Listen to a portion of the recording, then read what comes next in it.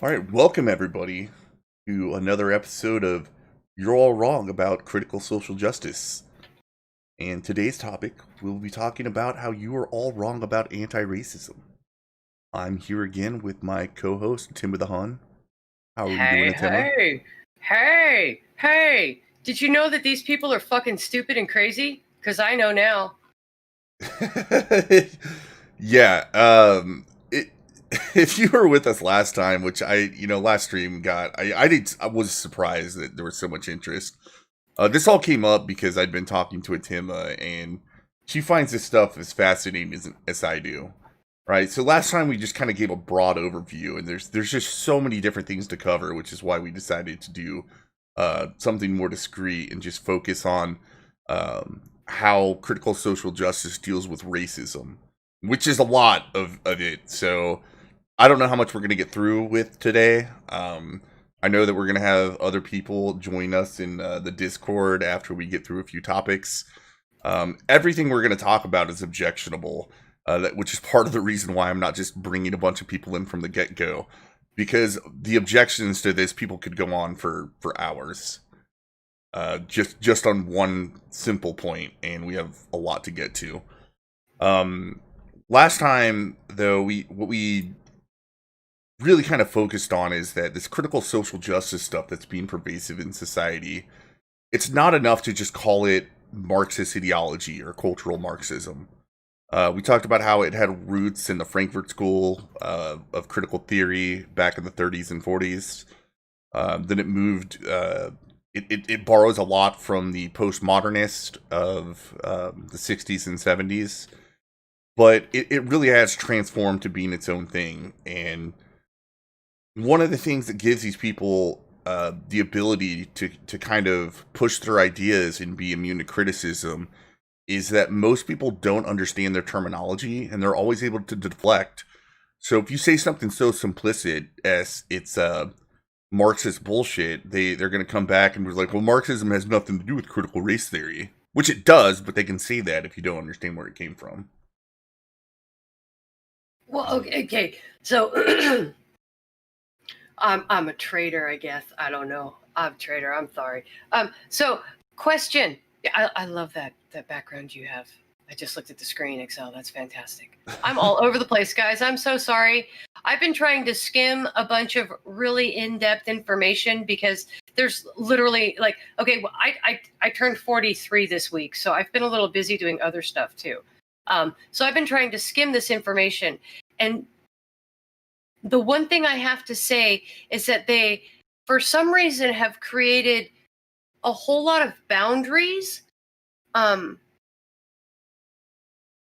that, besides not being rooted in reality, the boundaries themselves don't seem to actually be boundaries so much as they seem to be razor's edges that they like to cut their own feet on. Well, yeah, and they also set it to wherever it is convenient for the conversation. Real quick before we go on, I want to say what's up, Danny, aka the Tennessee Marine, Straight Seth Mel, welcome. Mad, I posted the Discord in. I know you said you wanted to hop in at some point today when we were talking last night. Trippy Poop, he's in here. Aircraft Sparky, welcome, man. Evil Dead Ed. Sparky. And of course the Tom Penoid. Oh, hey, Penoid. I'm trying to see everybody here, and it's just everybody's blue, so it's hard for me to differentiate everybody with my bad eyes. I'm sorry. It's a rinse no state here. Well, so I have a story that actually is perfect for this. Just last Thursday, we had this belonging seminar. It was like a web thing, of course, because of COVID-19. And at first, actually, I mean, because you think belonging, and it just screams. I was like, oh my god, dude, we're gonna get some sort of crazy critical social justice nonsense in here somewhere. But it started out pretty good, right? It was a company talking about things that are, I would say, liberal ideas of belonging, where they're just like, hey, look, people on the team should feel like they belong on the team. People have different personalities. We should just kind of accept that. Like, some people want to be more private than others, and that's okay. They were talking about this idea where corporations should probably get out of their mind this idea of professionalism as an aesthetic look. even though I believe there's reasons behind that, but especially in the IT sector, right? You really need to judge people based on the quality of the work they do versus who they are as a person. But Yes, then comes along, meritocracy. yeah, but then comes along of this person that is a member of the Belonging Council. And I knew exactly where this was going to go. Because she was talking about how, well, we're all kind of raised and socialized to think that certain things are professional and certain things aren't. And it's different for men and women, for example, or people like me that are non-binary. And she showed off her haircut and she had that shaved on the sides. It's a pretty popular haircut amongst those types of people, right? Um, Yeah. so she started there, and then she went on to explain to people, issues with race, and they're just like, so whenever you're born in America, you are socialized into this patriarchal society, and you are socialized to be racist. And I'm not saying this. I'm white, so I'm racist. I mean, if you're born in America, if you're white, you're racist. Now, one person came in and said, it was an older lady, and said, "Hey, I disagree." And she's like, "Hold on, I know, this is my opinion, but this is some of the things we're talking about on the Belonging Council, and I have books that you can read if you like to show you, and I'll share those resources later." And I knew exactly what books she was talking about to begin with. She was talking about what we were the same books we mentioned last week that are really popular right now, which is Robin Oh, white. DiAngelo's White Fragility Oh God, that and book is Ibram so X's fucking How to insulting. Be an Anti-Racist. And then God, she that book went is so on, yeah, fucking insulting. and then she went on to say, like, continue to talk about how, like, her goal is to continue to better herself, to be a better anti-racist. And that means something like it. I knew a lot of the Okay. people didn't know where she was coming from because some people kind of diverted and went back to kind of this liberal idea of anti-racism. Because I mean, at face value, it's like I'm against racism, but that's not what anti-racism means. It means something very specific in the critical social justice world. And in the context she was speaking of, it's not what most people on that call were saying. Uh, and the only other thing I want to add is this is another thing that pisses me off because she just sat there in a forum of about 30 people. I would say 90% of them were white. And she was able to, with impunity, claim that they were all racist. Okay. In a corporate work environment. at that.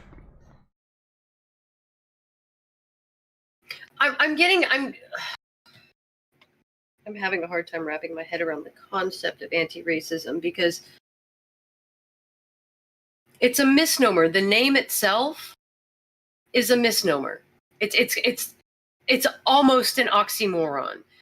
If you look at the way the words are used and the way they're put together, an anti-racist literally has no meaning. Well, Because so it does if you understand their definitions of racism, which they suck, right? Like they're shitty definitions, and I think we all get it. But um, to them, the idea is like racism in the old fashioned sense is really it doesn't really mean anything. It's a new racism. What they say is that racism never goes away. It just transforms, right? So the overt racism of the past just transformed into a cultural racism of the present, in that nothing is actually improved. And that's what creates this systemic version of racism. but things have improved. Yeah, I know, but so they have to go back and redefine racism in this very obscure way, and then just without any real evidence because they don't need it, right? I have that little infographic which I'll share with people shortly as to how they formulate these sort of theories.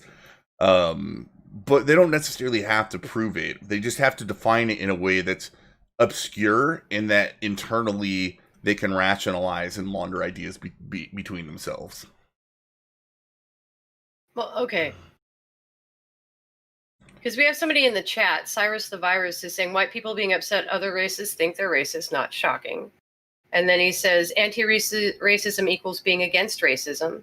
And then he says anti-Semitic is Semitic. So I'm not sure. Being anti-racist doesn't mean you're against racism. It means you're anti-racist. It means you're against people that are racists. It doesn't mean you're against racism. It's an oxymoron because it's being used. Well, it's actually a misnomer and not an oxymoron because it's being used at a macro level when the words themselves cannot be used on anything but an individualistic micro level. Yeah, that's what I mean by it being a misnomer. Sorry, I was explaining it to Cyrus the Virus in the chat. Yeah, I mean, so what they do is they redefine racism as something that is systemic, and they don't really differentiate between individual acts of racism and systemic acts of racism.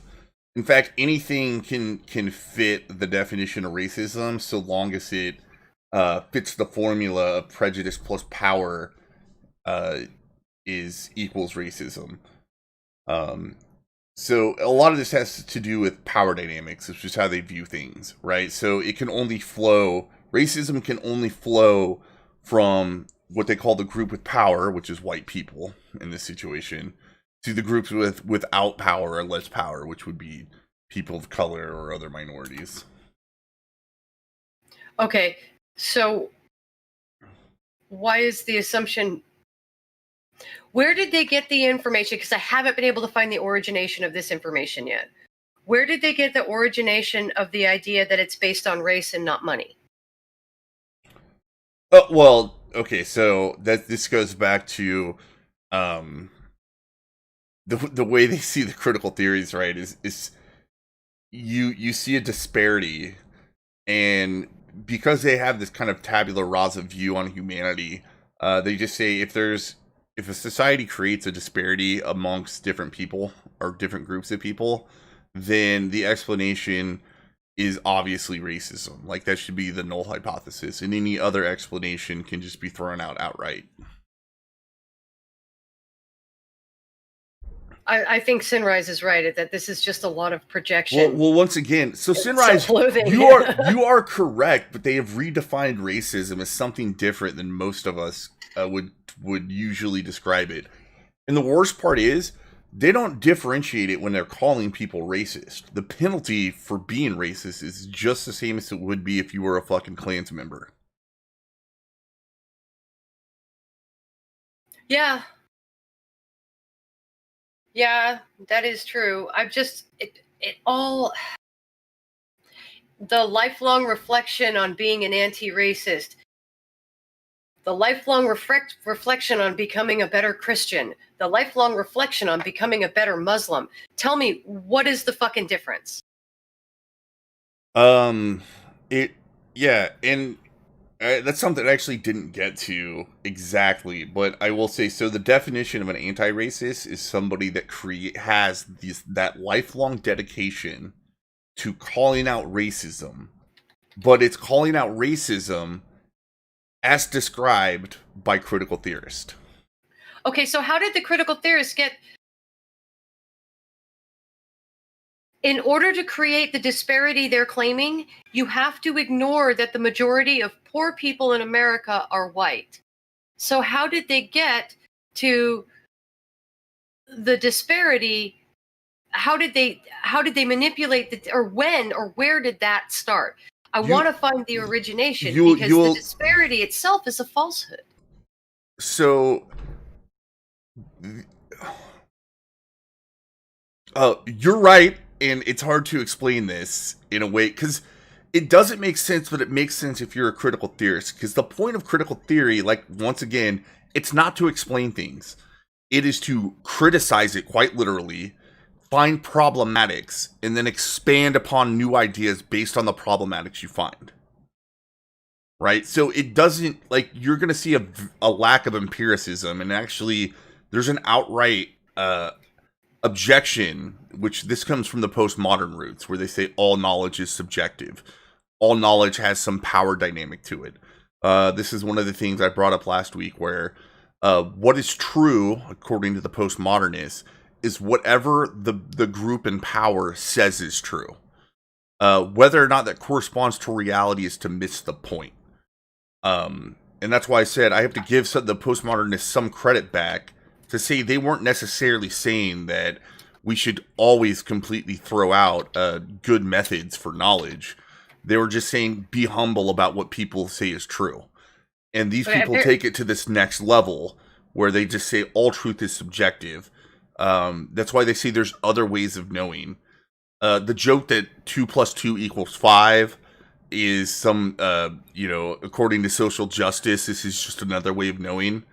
It's actually came to life. There's actually been people that said this whole idea that 2 + 2 = 4 is a very Western colonial way of looking at things. Yeah, there's another guy who tried to do this. He created a cult. His name is Aleister Crowley, and he died with every bone in his body being broken. Do we really want to play this game? Well, I don't, and that's why we're having this conversation. Okay, Matt is saying he would like to come in and talk about it too. I don't know how you want to do it. So I shared the Discord that I have. We're in a different Discord every week. We're just roaming around. Until I have the time to figure out how to run OBS and take the time to build a Discord again myself, I don't have the time. I'm too busy doing other life stuff right now. All right, he found it. Cool. So, hey, memes. We're talking more critical theories. It's really exciting stuff, and it pisses everybody off. I think that's why Cyrus seems very upset by it. I would be upset by it. No, he's very upset that we're deconstructing it. I think systemic racism has been proven to exist. Racism doesn't exist. That's a great straw man. So I'm not going to address that. To be honest, well, we didn't say that at all. It's actually true, though. If put in those kind of simplistic terms, if you're discussing systemic racism, yes, the fact that the majority of poor people in America are white means that systemic racism doesn't exist. Yeah, well, I mean, I don't think systemic racism exists. So what most people would understand is systemic racism, and this is where a lot of people will gravitate towards this and say, of course, systemic racism, and they're just going to think, there's certain laws that either implicitly or explicitly target minorities. We've actually gone out of our way to get rid of those, especially since the civil rights movement, going into the 90s and early 2000s. The whole idea was to remove all the barriers to minorities, and we've actually had equality measures like affirmative action to try to give them the leg up in some sense. The issue is, especially for people that are adopting critical theory, is that it hasn't produced the results they expected, because they expect some sort of equal outcomes amongst all groups. Yeah, I guess that's another thing we're going to have to touch on at some point, is the difference between equity and equality and how they are abused and raped by critical justice or critical theory. Yeah, I mean, so in so much of this stuff, and I'll go ahead and bring Mad down and let him say his piece. I do have a lot more topics to cover, because we've only gotten to the definitions. And then we kind of touched on what anti-racism means. Yeah, we haven't even said the words we were going to be looking over today. Oh, I created another show notes thing. Oh, you did? Yep. Cool. Keep us on track, because I'm terrible. Mad Dodge, what's up, man? Yeah, I was just waiting because I didn't want to cut you off or nothing. It's your show, damn it. Yeah, well, I needed to get to a reasonable stopping point with what we were talking about. Once again, we can, these things they're heavy enough, and there's enough to dive into that we could go on forever. Well, yeah, and we already kind of had this conversation last night on my show, right? So yeah, I totally get it. I am wondering, Themma, where were you going with the Crowley reference? Because that's not how Crowley died. He died alone at 65, hooked on heroin. Yes, and he was also, his body was found with every bone in it broken. Well, then real quick, later, thanks for dropping in, Aircraft. I know you were out doing your own thing. Danny wants to, Tennessee Marine, aka Danny, wants to join in as well, so I'll go and drag him in, and we'll turn this into a panel Yeah. a little bit earlier than I expected, but I know people have a No. lot to say, and I want them to say it while it's hot on their mind. Mad. Aleister Crowley created a cult. Yeah, Themma. I Yeah. own the Book of And the Law. Yeah, how many people died in that cult? quite a few, actually. Exactly. And Aleister Crowley himself died a very gruesome and painful death. They just don't know how it happened. He was found with every bone in his body broken. His body was found that way. That was the official records. All right, well, I'm gonna. So, like, my point was just. I'm gonna hand out a red card. Doesn't have to do with critical theories. Let's move on. My only point was that when you take some sort of stupid ideal to an extreme, you end up with a whole lot of people dying in horrible and gruesome ways. That was my only point. Yeah, and well, we're kind of seeing this now, and this is an activist ideology. Once again, the definition of an anti-racist is somebody that has a lifelong commitment to pointing out racism as defined by critical theorists everywhere. So if you are not doing that, you are not being an anti-racist. Another important thing to know is that there's no such thing as not a racist. You're either actively a racist, which means you're actively trying to oppress minorities, or you're passively a racist. The opposite of racist is anti-racist. Wait, I need to point this out. Who's a minority at this point, though? Well, it's the constructed protective groups of critical theorists. So, minorities to whomever feels they are a minority is what it is. Well, no, because I brought this up last night, and I think it's really valid here. Is what about the Irish? Aren't they a minority? No, no, they're white. They're white. We have to realize we are keeping things in the framework of what is going on with this critical theory. People, the Irish in America are white, according to these people. Like, in any past oppression of white people, it's irrelevant because nonetheless, these people all come from what they would say, this European colonial history where they socially constructed the entire idea of whiteness to explicitly oppress other groups. It's deconstruction. It's basically deductive instead of inductive reasoning. So they're starting from the outside and they're building what they want down to the middle they're starting from the middle and building what they want to the outside instead of looking at the whole picture and then whittling it down to simplicity. They're doing things the inverse of how they're supposed to. Well, speaking of simplicity, I think I can boil this down pretty easily. If I may. I mean, I don't want to talk over anybody or whatever. The floor's yours. Oh, well, thank you. Also, hello, Excel. Hello, up, man? Themma. Good to see y'all. Hey, Mad. What's up? Here's my biggest thing. I do believe that this is a very deep intellectual conversation about societal and political topics, but I think I can break it down kind of easily, and it comes to this. The people who nowadays, in our current year, in our current time frame, in the society in which we all live, because I think we all are Americans, yes? No, I mean, of course. I don't believe there's anybody here who's across the pond. Or one of them damn fucking Canadians. Well, the thing is, the people who try to frame racism nowadays, they try to frame racism as any minor disagreement when it concerns someone who happens to be a different color or a different ethnicity or race than somebody else. And most of the time, it is racist if it's a white person behaving badly or doing something badly towards a person of color, which Well, I don't I know just how. explained that they've defined it so that that's the only way racism can exist. Well, and see, I don't get that because from my eyes, the way I look at it is, and this might, go against their logic or whatever. It obviously does because you disagree with it because the definition is bullshit. Okay, but Danny, here's the thing. It doesn't matter what you perceive as reality. Your reality is only your reality, and that reality doesn't exist for somebody else. Well, So whatever happens in reality doesn't actually exist. Yeah. Well, she's right because here's the argument they're going to give you, and I guarantee you, Danny, I guarantee you've heard somebody say something like this before.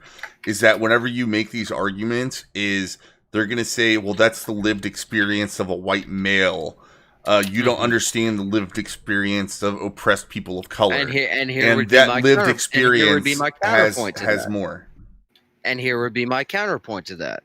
I have more in common growing up as a white, very, very lower middle class white guy from what some would consider a broken home.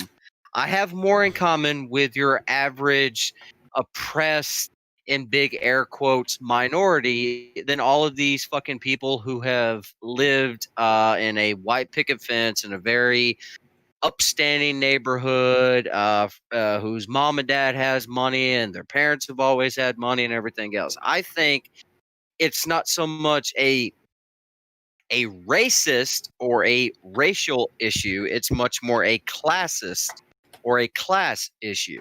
It's I money. I think that people who grow up poor idolize and hang out with people who are also like them, which means they hang out with other poor people. And in most neighborhoods and in most places in our beloved United States, I do believe that most people interact with people, or at least it was when I was a kid, we interact with people from all different races, Yeah. whether it be white, black, brown, or whatever the fuck. Danny, I mean, I completely agree with you. I think most people, like even, black people, Hispanic people, whatever minority group you want to lump them into, they agree with that line of thinking. One of the issues is that the way they use language in this critical social justice way of using it is that they will make these statements using words that mean something different to you because you grew up in an era where racism meant something very explicit to racism meaning something. This is one thing that I didn't bring up, but a quote from one of the definitions. So, I mean, when they call it systemic racism, it's so ambiguous that it roughly just means everything that happens, right? Like something here's hard to define, and it makes it so that the whole idea that everybody is racist and all white people are racist, it becomes this circular logic thing where you can't disprove it because it is written and defined as a way where it is unfalsifiable. Well, then here's my question to that itself. How can you define, and yet again, going back to my time or whatever, how can you define racism is somehow different from how different generations grew up? Like I like that. That's the thing that gets me the most about this about racism talk is like how you define racism based upon your upbringing and your age and what generation you grew up with. To me, and yet again, going back from how I grew up, like the actual racist didn't give a shit if they were racist. They openly said so. They openly wore fucking mask over their face or had a fucking goofy ass little fucking Nazi thing on their fucking chest or whatever the fuck. Like the and I the don't kids a think generation older than you beat the shit out of them. They learned not to. And here's the thing. I don't think that somehow overnight actual racists became like closeted racist. I do believe if you have that hatred if you have that ideology or that hatred in your heart, you're going to express it however you can, whether or not you're allowed to go and have a big Ku Klux Klan rally or a big neo-Nazi rally or the fucking Tiki Torch Brigade or whatever the fuck. I do believe if you have that mindset and you believe in that mindset and that ideology, I don't believe anybody who truly believes in it is scared about saying it. Yeah, You're right. You're absolutely right. Can you guys hear me? yeah, I what's up, can. dude? Hey, what's up, everybody? I'm not on my good mic. I hope it sounds okay. Yeah, what's You up, sound Sin? fine. What's up, Good. Sinrise? Good What's talking up, to you. guys? I found out Yeah, that man. Insomnus I is actually not disagree with happening, you earlier so in we the chat have. when you were talking about it's not about class or whatever. It's not about Well, how here's the poor or thing. how rich you are. I totally disagree with that. I mean, I suppose that has something to do with it. But let me try to make my point here. I'll try to be as succinct as I can. Cool. Go ahead, Um, please.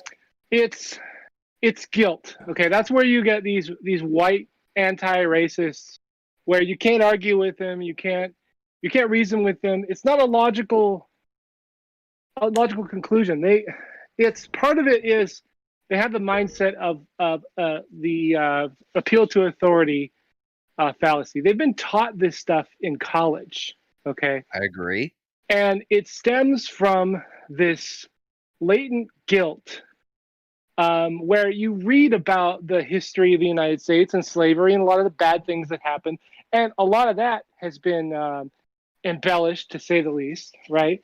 Mhm. And White guilt and American guilt, for sure. it's not like you're never going to get a rational, well thought out explanation from any of these people why they feel this way, because that's not the point of it. For them, it's more of a pendulum swing. It's more of like kind of thinking all you need is love.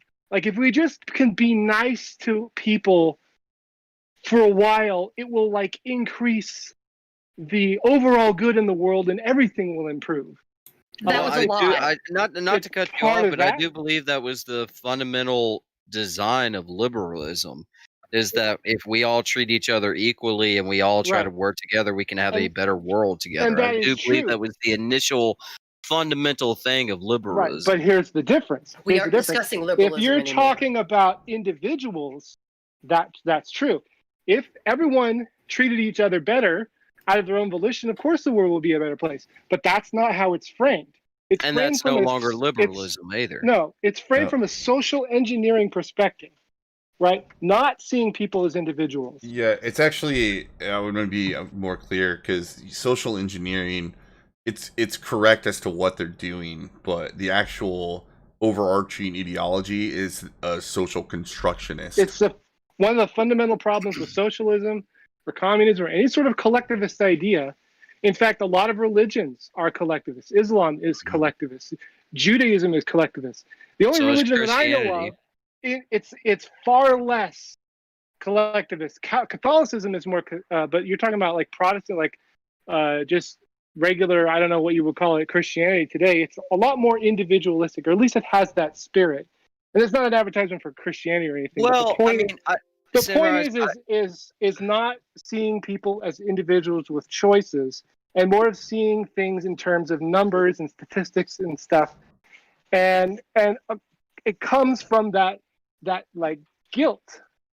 well, Sunrise. I don't mean to cut you off, man, but this is Okay. a really important vein of conversation I want to get in Mhm. and talks with you on. You mentioned Christianity.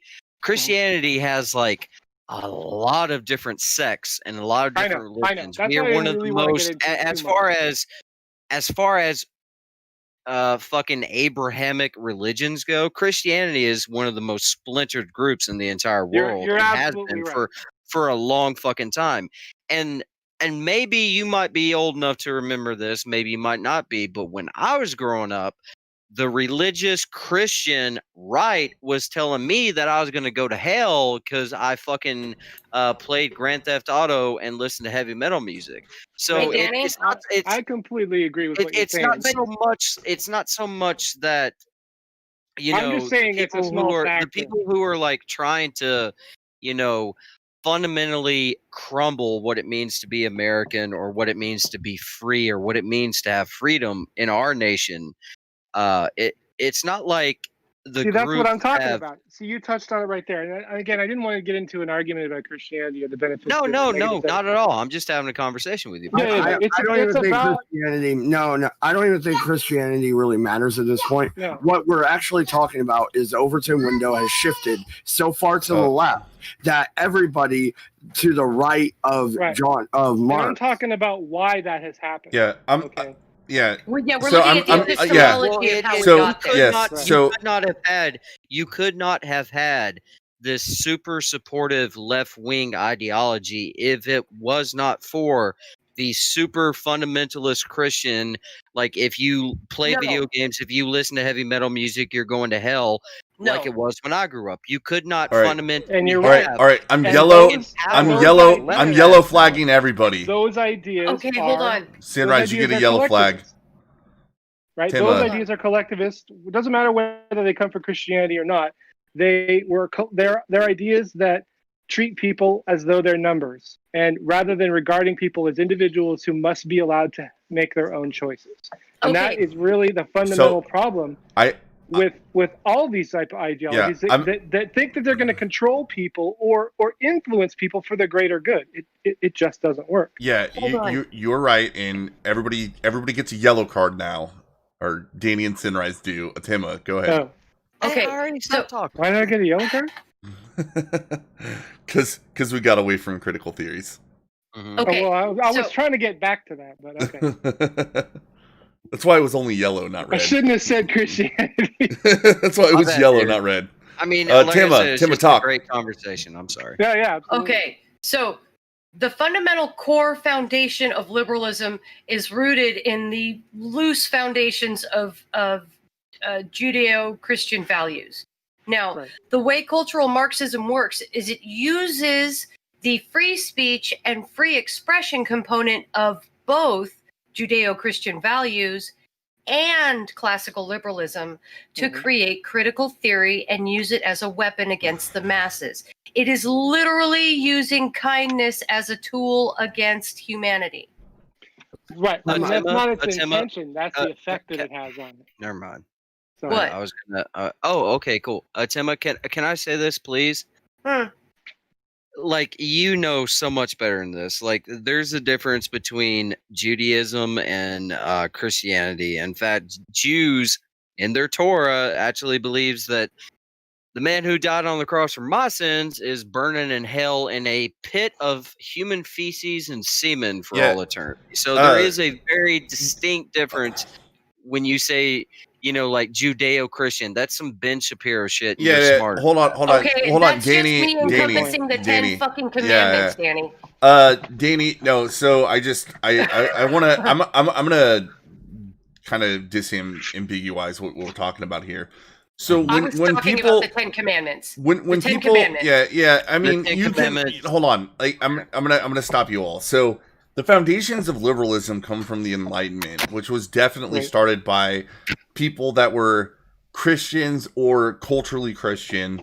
A lot of them, you would call them deist. It doesn't really matter. But I think when you say Judeo-Christian values, you aren't necessarily talking about the religions themselves. What you were talking about is the history and evolution of thought surrounding people that descended from those ideas. Does that make more sense if you put it in those terms? And like I said, I That's mean, kind of to the be point I fair, was trying like to there is a distinct difference between Jewish values and Christianity values. And I know Themma brought up the 12 commandments or whatever. That like 10. 333, if depending on. Well, no, on who you are. and no, I gotta jump in here because Excel, you're a little bit wrong when you're talking about the Enlightenment. A lot of them actually were more agnostic than they were Judeo-Christian. Well, no, I I'm called them. just I called talking them about the 10 deists. commandments, I think okay? we need to The yell. 10 commandments are just a basic framework. They've created a whole lot of philosophies and ideas throughout time, okay? They're called Judeo-Christian because nobody wants to say, we're covering the 10 commandments in the Old Testament. It's talking about the philosophical history of where civilization as we know it comes today. We call it Judeo-Christian because the two I think have we're getting. the I Ten think we're getting Commandments in bogged down in similarity. semantics. Oh my God! Everybody's bitching about it. I'm red flagging. Please. I'm red not flagging. bitching. I'm red I flagging. wasn't Yeah, bitching. I'm red flagging everybody. Everybody. Everybody gets a red flag here. So there's all we're really talking about. I don't care, like the contention on the idea of what is Judeo-Christian values. We can deal with that after we fight against these crazy fucking. We can deal with that once we have the tools to credibly fight against this crazy critical ideology that is pervading all of our institutions, right? Could And I my say story to something, begin Michelle? with was work. But we I all got- know on that what point. the Enlightenment was. We all know that the generations afterwards created the entire idea of liberalism, and we know that liberal societies have been the most functional, prosperous societies that have provided the most opportunity for all people Yes. over time as time went on. It's because they were individualistic in their philosophies. Give individuals the freedom, and most of the time they're going to do what's best for everyone. That's the fundamental principle. Doesn't matter what it's Correct. based on. The semantics don't matter. But here's what I was trying to get to earlier. When it's not necessarily about money or wealth itself, it's about culture. Culture is the real problem here, and the lack thereof. When you, like, for instance, when they talk about Black culture, it's not really a culture. It's not the result of hundreds of years of practices and traditions and people's accomplishments, or it's a fashion show. It's an asshole contest, right? What you mostly see in Black culture is materialism, what we would call misogyny. We can argue about that too. I'm not trying to get bogged down in semantics, but it's very shallow. It's very materialistic. It's very much about just who has the most toys. It's not really a culture, and it gets mistaken for one, and that is why we have this culture war, because you've got people trying to legitimize things that are just kind of common that most or a lot of Black people seem to be into. That doesn't constitute a culture. Yeah. So, what's awesome about what you said is the observation is absolutely true. However, in critical theories, they never really write it that way. Right. They write it in a way that is they would invalidate the whole thing. Well, no, they don't write it in the way of cultural relativism, which is what you were bringing up. Like, that's not a term they would use. What they would do is say that there's this new form of racism where you are overvaluing certain things that are explicit to whiteness. And whiteness to them is something very specific. Like I said, they think whiteness is a social constructed category, which I know this makes a contradiction because they make all these other groups that are based on race. Because I know plenty of poor people. Would you not agree? Hang on a second, because I just want to make this point. I know plenty of poor people who have good values, who aren't pieces of crap. I know just because plenty of they're poor Black people who have the same values as me. So it's I think not. more of a It's class not. thing I than mean, a culture thing. I'll tell you, having money makes being miserable a lot easier. But it's not a culture. It does not make a culture, right? And so that's not. I mean, money is. It's an easy. It seems like an easy solution, but it's really only just a small part of the picture. Yeah, and so and this is why I hate, like, the actual legit Nazi boys and the fucking edgy little fucking tiki torch douchebags who are like, oh, all white people are fucking awesome and they do no wrong. No, I know a lot of piece of shit. I know a lot of piece of shit fucking white boys who I would never fucking give like fucking $5 to and trust them. But I know a lot of Black dudes that I grew up with who have the same values, who have the same kind of, if you want to say it, culture as me, who would have my back no matter what. So it's not so much a white or black or whatever. It's not so much a race thing. It's a content of character over a person's color of skin. Danny, the irony of what you just said, Danny, is that these people that are legit, I mean, white supremacists, right? Mm-hmm. They have the same the same starting point. If you look at how the critical theorists look at whiteness. They have the same starting point, that it's this They're not social constructed They thing 100% where do. where They're not individualists. They're where it was collectivists. where it was colonial. Let But us finish. they what they do is, instead of saying like what the critical theorists will say, where this is racist and oppressive, what these white nationalists say is they turn that upside down, where they say, no, you were just better at everything, therefore it's fine. It's would And you not agree? Would you not agree with me that the people that you're talking about with the what's that theory?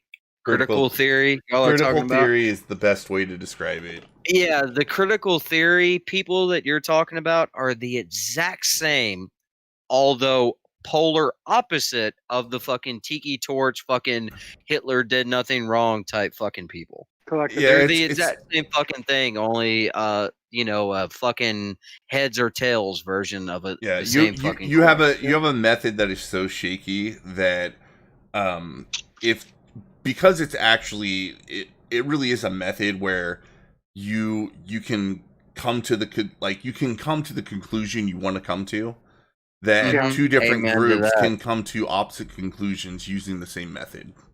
It gives them an out for guilt, for thinking that, it comes from a good place in the heart. Like, well, people are victims. They can't get out of their own way. They're too weak. They're too stupid. They need help. It's completely racist, and it's completely collectivist, completely anti-individualistic. It's not even collectivist. It's anti-individualistic. Honestly, and Sunrise brings up a great point. This is why I am so like I lean right, of course. I mean, God forbid, I'm a Marine from Tennessee. Of course I lean right.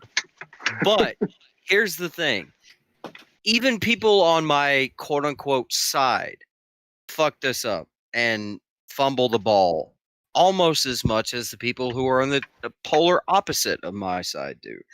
The thing that gets me the most is that when white liberals are trying to say, like, oh, can we not help these poor black people? They're so oppressed. Oh my God, we need to help them. That is a white savior complex. Yeah. And yet they fail to realize that they are being racist towards the very people that they're trying to uplift. I've never seen something so racist in my entire And they life demand versus a white liberal who is trying to say that all black people are somehow lesser than themselves and they need white people's help. But the real problem with that is not that they think that, but that they want to take your paycheck and give it to those people rather than doing it themselves. Rather than being individuals, and go help black people if that's what you want to do. Go ahead, force Themma. other people to do it. Hold up. Go ahead, Tim. The term you guys are looking for is social altruism. Yeah. Social altruism is toxic. Well, that is what Ayn Rand was talking about. If you demand other people do it, it is. If you just want to do it yourself, that's different. Themma, I don't think it's necessarily bad.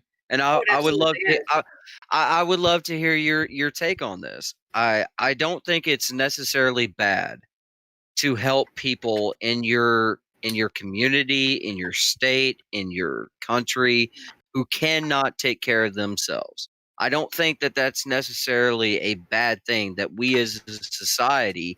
That's not altruism. Yes, it is. No, it's not. 100%. No, it's not. It is not. Altruism is the expectation that you will sacrifice things for others. Helping out people in a social, it is not a sacrifice to hand things to somebody for something you love. How is it not?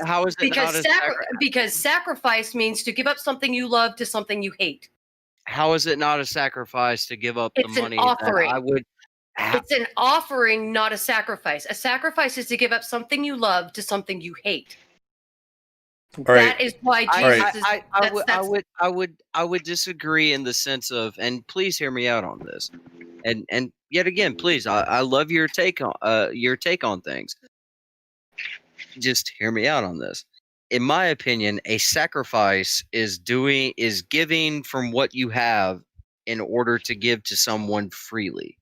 But that's not the definition. That's not the definition. Well, All right, I'm red carding everybody. We gotta We're not wait. even talking. Yeah. Well, I know, but you wanted to.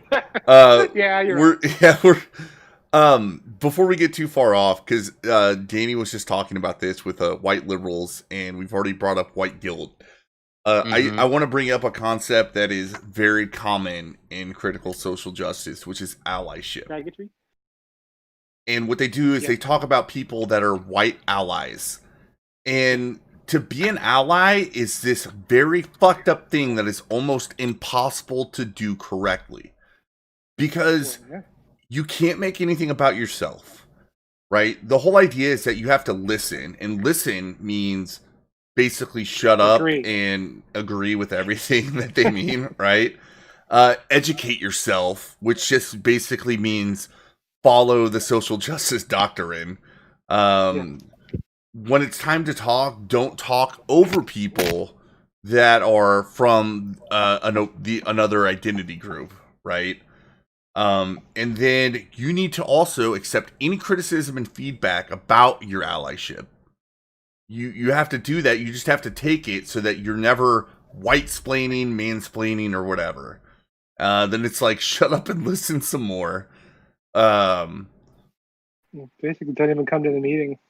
Yeah, so, well, no, you're supposed to show up, but, I mean, basically, if they say line up to wash the feet of black people, you just have to take it. It's a very subordinate position to take. Well, I mean, even the whole I think term that's ally. what they want. I Well- think that's what they want. I think when you say a white ally, especially in the context of our current political situation, I believe a white ally is nothing more than, oh yes, I'm so sorry for everything. Let me take a knee. Let me bow down to you. Yes, I apologize for my whiteness. It's literally racism, but it's an accepted form of it. Yeah, At well, least to me. but in Yeah. their definition of racism, it cannot be racist. Yeah, of course not. The whole idea of being an ally, I find condescending in and of itself. So we're all Americans here, which is something Amen to that. I believe in the individual. So the idea that white people, the only way for them to not be racist is to try to be an anti-racist and try to be a good ally. It means that they're not the same as these other people. They're allies, right? Like when the war is over, you go back to being something separate, and you can Well, never you can never be a part of what you're allied with. You are you were something to the side of it. And I was about to say, like, you can never be a truly great white ally because at the end of the day, the very people that you're allying with or whatever, the very people that you're supporting, eventually they're going to say, okay, ally, well, you're also white and you're also to blame. Now you get the fucking, you get the fucking helicopter ride too or whatever. physical removal. Yeah. You got to go back to Europe, Whitey. You got to go back to Germany. Learn how to speak Deutsch. Okay. Shit's even worse in Europe, though. So the entire premise you're missing, guys. Excel, what is the entire, I guess we'll call it social currency these people use for everything? What is the dynamic? It's power dynamics. Well, power dynamics, which is power dynamics. Purely, that's what they say, systemic systems, right? It's all power dynamics. So it absolutely makes sense that they would expect somebody who calls themselves an ally to give up all their power. Sacrifice. An actual sacrifice, because these people don't actually like the people they're supplicating themselves to. I mean, what fucking power do we have left, white people? Okay, I'm gonna get on a little bit of a fucking Zig Heil fucking moment here. Go ahead, you Nazi motherfuckers. Go ahead and fucking. Brother, I got 12 plus 1 at .40 caliber kind of power. That's all I need. Okay, awesome. Amen. Y'all fucking Nazi motherfuckers will love me for a second and then hate me in a minute. Okay, cool. What power do white people have left anymore? Literally every fucking corporation, every fucking major fucking business, every media outlet besides Fox News, which, as far as I'm concerned, is pro BLM, pro Antifa. If you pull your gun on a person and you're defending your family again, and you're a white person, and the people that are trying to kill you or attack you is happens to be anything else than a white person, guess what? You're going to jail. You're going to lose your job. You're going to get doxxed. All this type of shit. What power do white people have left? And Depends on what you mean by power. This is why I hate the fact that that's true. Is on the same type of fucking conversation. I 100% would rather stand beside the black dudes in my neighborhood versus any of the little tiki torch fucking Nazi flag waving motherfuckers. But yet I can't ignore the reality of the situation in which we currently live. Yep. Okay. I will stand with anybody who wants to express their free speech, whether I agree with them or not. I don't care. As long as all they're doing is expressing free speech, not expressing free burning down Walmart. Exactly. If you're doing something in a nonviolent fashion and you may sway people to your position, go for it. Yeah. Go for it. If you're going to abuse people and you're going to destroy property and you're going to accuse people of things and they have no idea what the fuck you're talking about, I'm not going to support it. But if you're going to go out there and you're going to do it as an American, I'm fucking down. I will back your play. I will stand there and personally armed guard your protest, even if you're sitting there screaming racist things at me. I will personally protect it if it is a peaceful protest. You stay off the fucking highway. Yeah, not on a fucking highway. Don't endanger yourselves. Show some fucking value for your own fucking life, will ya? But that's not even so. That's the problem we have here is that we're all looking at this as Americans, and you have to remember these people don't have that as a concept.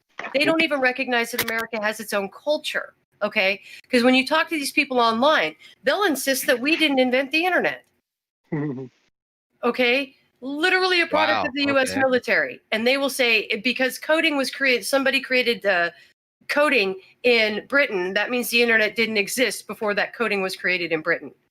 The truth is you can't put a date on when the internet started or one person who invented it. It kind of just happened.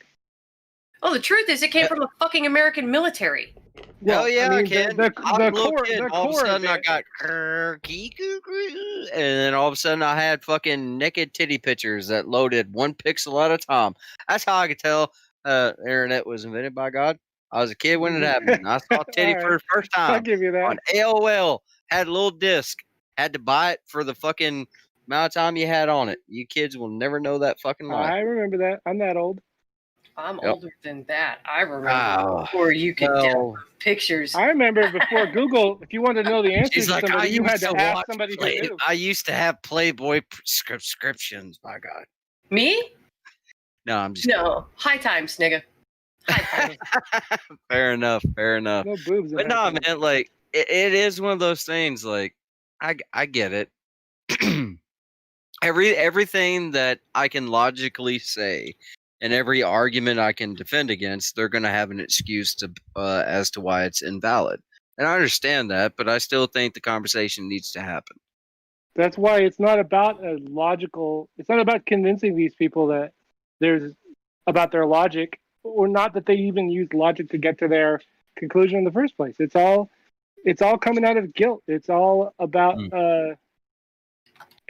morality and about, the greater good type shit. If we can force people to be good, then everyone will be good and everything will be fine. In Sunrise, I want to make a point right now based on why me and Themma decided to start doing streams on these topics. Because a lot of what you're talking about is absolutely what me and you and other people have talked about for the last 4 years. Yes. Yeah. But what we have not done is we haven't gone through, we haven't taken the time out to see where these are coming from. We like maybe loosely we did.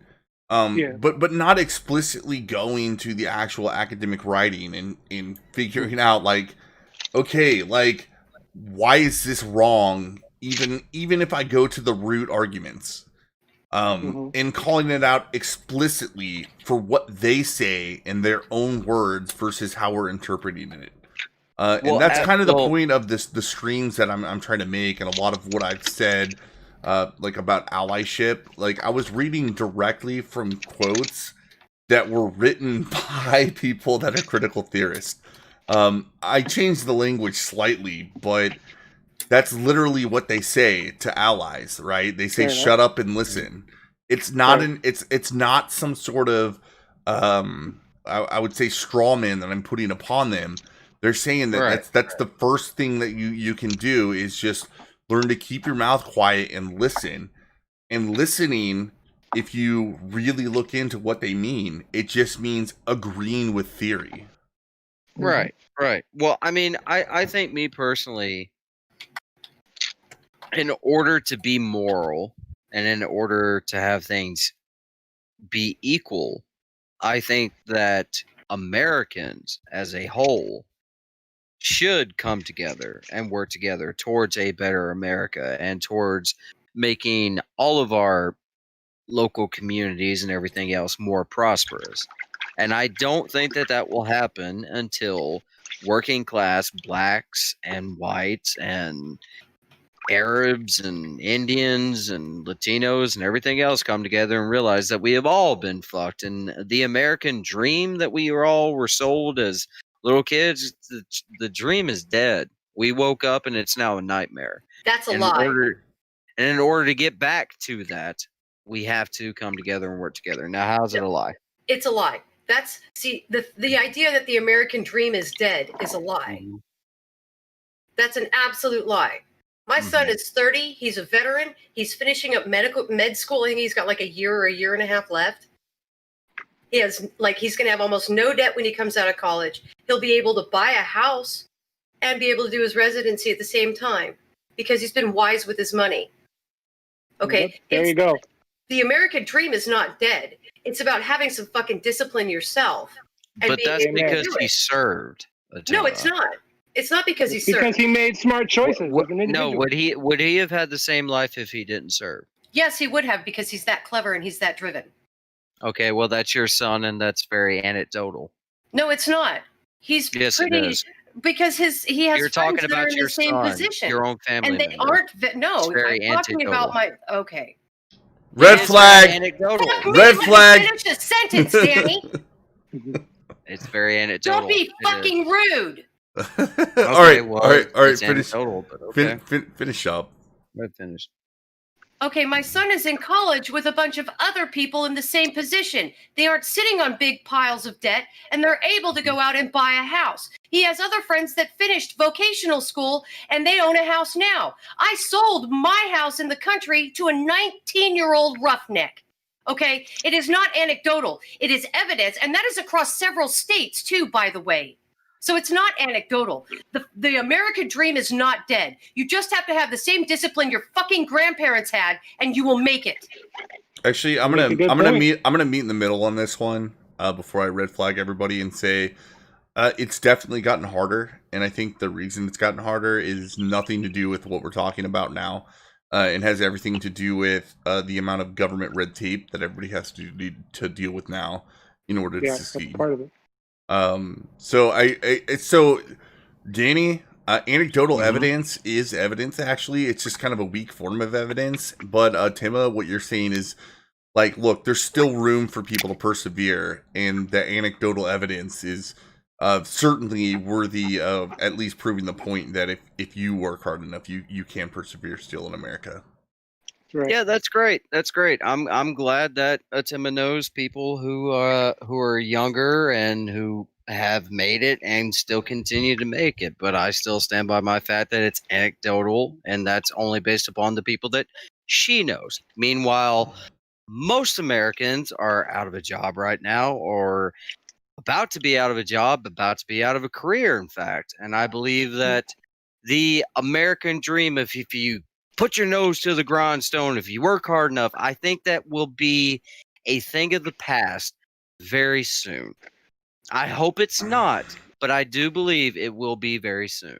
I actually don't. Especially in our current day and age of everything you say is racist, and if you're white, you have to bow down to people like BLM and Antifa and everything else. So sorry, Themma, I Yeah, didn't mean to yeah. be rude or I'm not critical of your opinion, but whatever. Yeah, I'm not speaking for you, Attila, but I think with that explanation is, I think you guys are talking past each other about different things that are going on, and you wouldn't necessarily disagree with what I was trying to No, say about dude, the American dream, no, I which just is wanted to finish a fucking it's getting sentence. harder. I just wanted to finish a sentence, dude. Okay. That's all I wanted to do. I don't care if you disagree with me, but at least let me formulate my thought. Don't cut it off in the middle. I've been waiting my damn turn the whole fucking time. Mm-hmm. Oh man, I'll hand out more red cards if you need to. You can too. You're the co-host. Just yell red card. Fuck, man. Red card and yellow card. That's how I'm gonna do it from now on when I have a panel discussion. Invite more. I'm actually glad I did because I actually don't think I had enough topics. Actually, maybe we could have. We probably could have. The only thing I didn't get to is the white complicity argument, which is where Uncle Tom's come from. Now, this is what happens when you have people of color that disagree with theory. Ooh. And now, And they I'm just have gonna- all sorts even of worse. bags of fucking worms that go into this and how they can justify something that to us is so overtly racist. And then they can recategorize it as these people are actually a victim of white supremacy because they bought into white supremacy so much that they're complacent in it. yeah, it's bless your heart on a retarded level. Seriously, that's all it is. It's like, oh, you poor dear, you're so stupid. You're not mind washed like I am. It's also one of the things that they borrowed the most from postmodernism, which Attila, do you remember us talking last week about false consciousness? Yeah. God, that was hard to. Yeah, so what they do is they say that you have some sort of false consciousness, meaning you have been conditioned to the point where you are complicit with white supremacy, even as a black person, and it's because you just don't understand how this actually hurts you. It's the most condescending concept in all of critical theory, is this whole idea of false consciousness. Yeah. Because it assumes that everybody is stupid. Well, Yeah, I think right. Jordan Peterson came up with a really good term that explains that. The soft bigotry of low expectations. Oh, absolutely. Absolutely. But it assumes Black that people are too everybody. stupid to get ahead. It's the entire premise is that everybody is too stupid to understand how racist they really are. I mean, Yeah. it's on its face. I mean, if you ever read any postmodernity, you've got to realize that all of these philosophers were very tongue-in-cheek, double entendre kind of people. That's why it sucks to read a lot of their philosophy, is because it takes so long to chew through, and you have to try to figure out what the other part of it is. I read the Repressive Tolerance essay by Marcuse, and it was so hard to get through. Like, I read the entire fucking thing, and at the end of it, I was just like, I don't even know what to take from this. It's intended to be that way because these people were pissed and they wanted to make everybody as unhappy and confused as they felt because they were just fucking sure that communism was going to be the way that things worked out, that Marxism was the peak of philosophical good ideas at the time, and they were really disillusioned by it not working. I think that some of the postmodernists were like that, but I don't think all of them were. I think a lot of them. I think the verbose ones. I think a lot of them, like Foucault, which definitely has his roots in critical theory. He was very skeptical of the state and communism. Like, he was. I mean, I would say more closer to nihilism than anything else. I guess, yeah, maybe they turned into nihilists after their collectivist daydreams didn't turn out the way they thought they would. Yeah, I mean, so the critical theorist, the first critical theorist of the Frankfurt School in the 30s and 40s, they were post-Marxists that were trying to find a way to convince liberal societies that were being very successful after socialism failed to have some sort of revolution to justify their prior Marxist ideas. The postmodernists were just pissed in general. Yeah. Like they had some sympathies to both, and they were just like, let's just find ways to fuck everything up. Well, okay. Sort of. Maybe it was just they wanted to fuck everything up, or I think it was more they wanted to make everybody pay for not agreeing with them. So their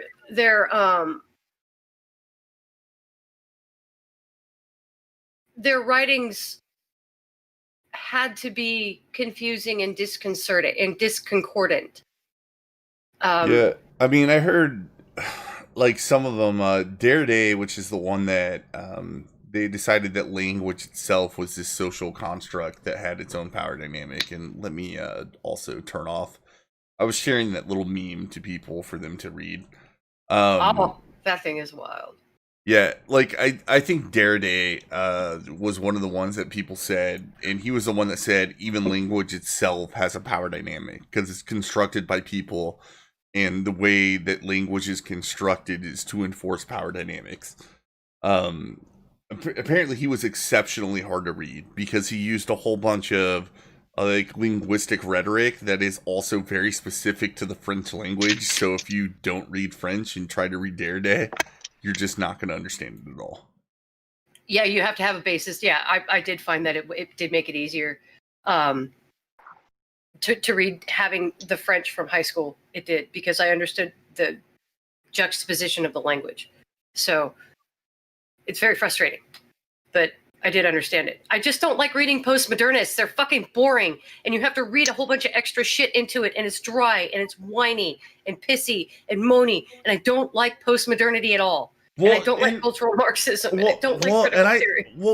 And this is one of the things that I said was, it makes it very important for us to kind of understand where these ideas come from, and not label it as specifically something from the past. Like Jordan Peterson says that this is a new rise of postmodernism.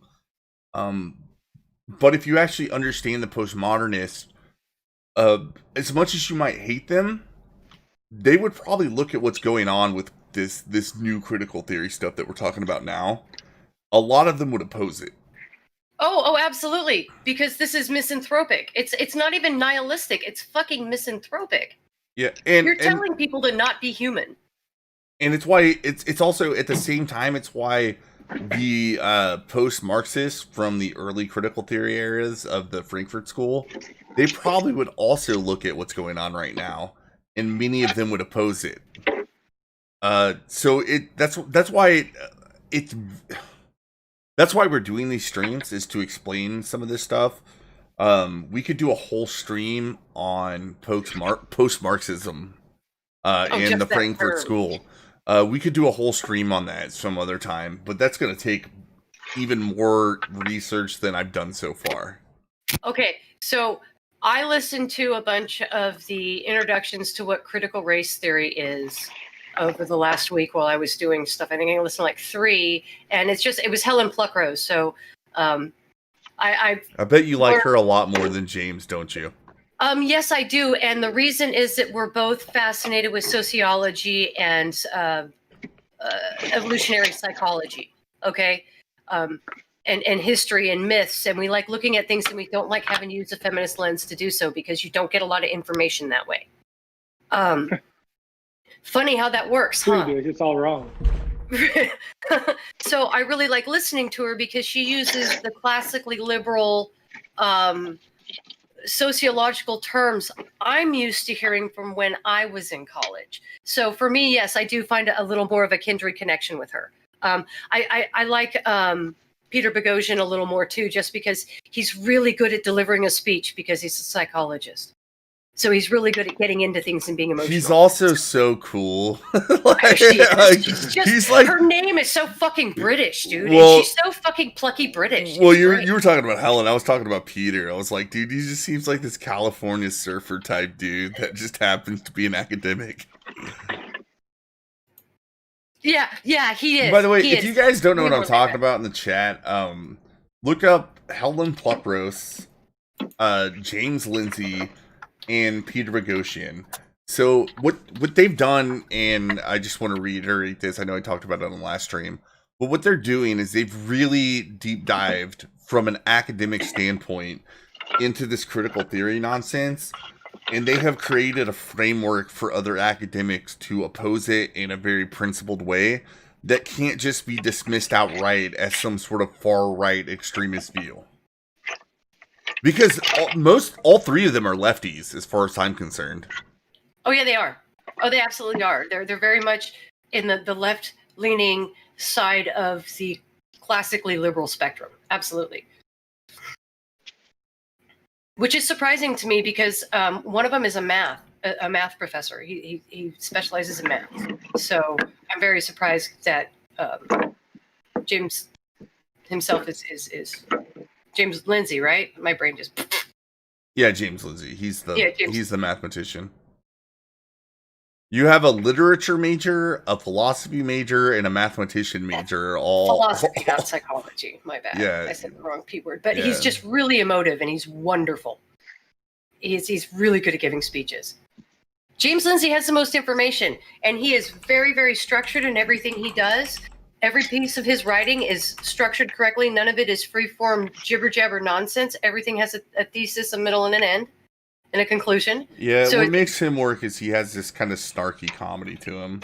Yeah, he does. Maybe, you know what? Next stream we do, maybe we don't invite anybody on, but we just do one of the lectures by Helen or Lindsay or James.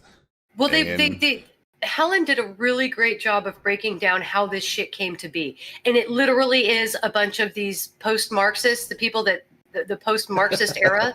It really is a bunch of jilted girlfriends. Hold on, I got an at from Object of Hate. Is what is all this bottle opening, pouring, moving the glass of the wooden desk, etc. noise? I keep hearing.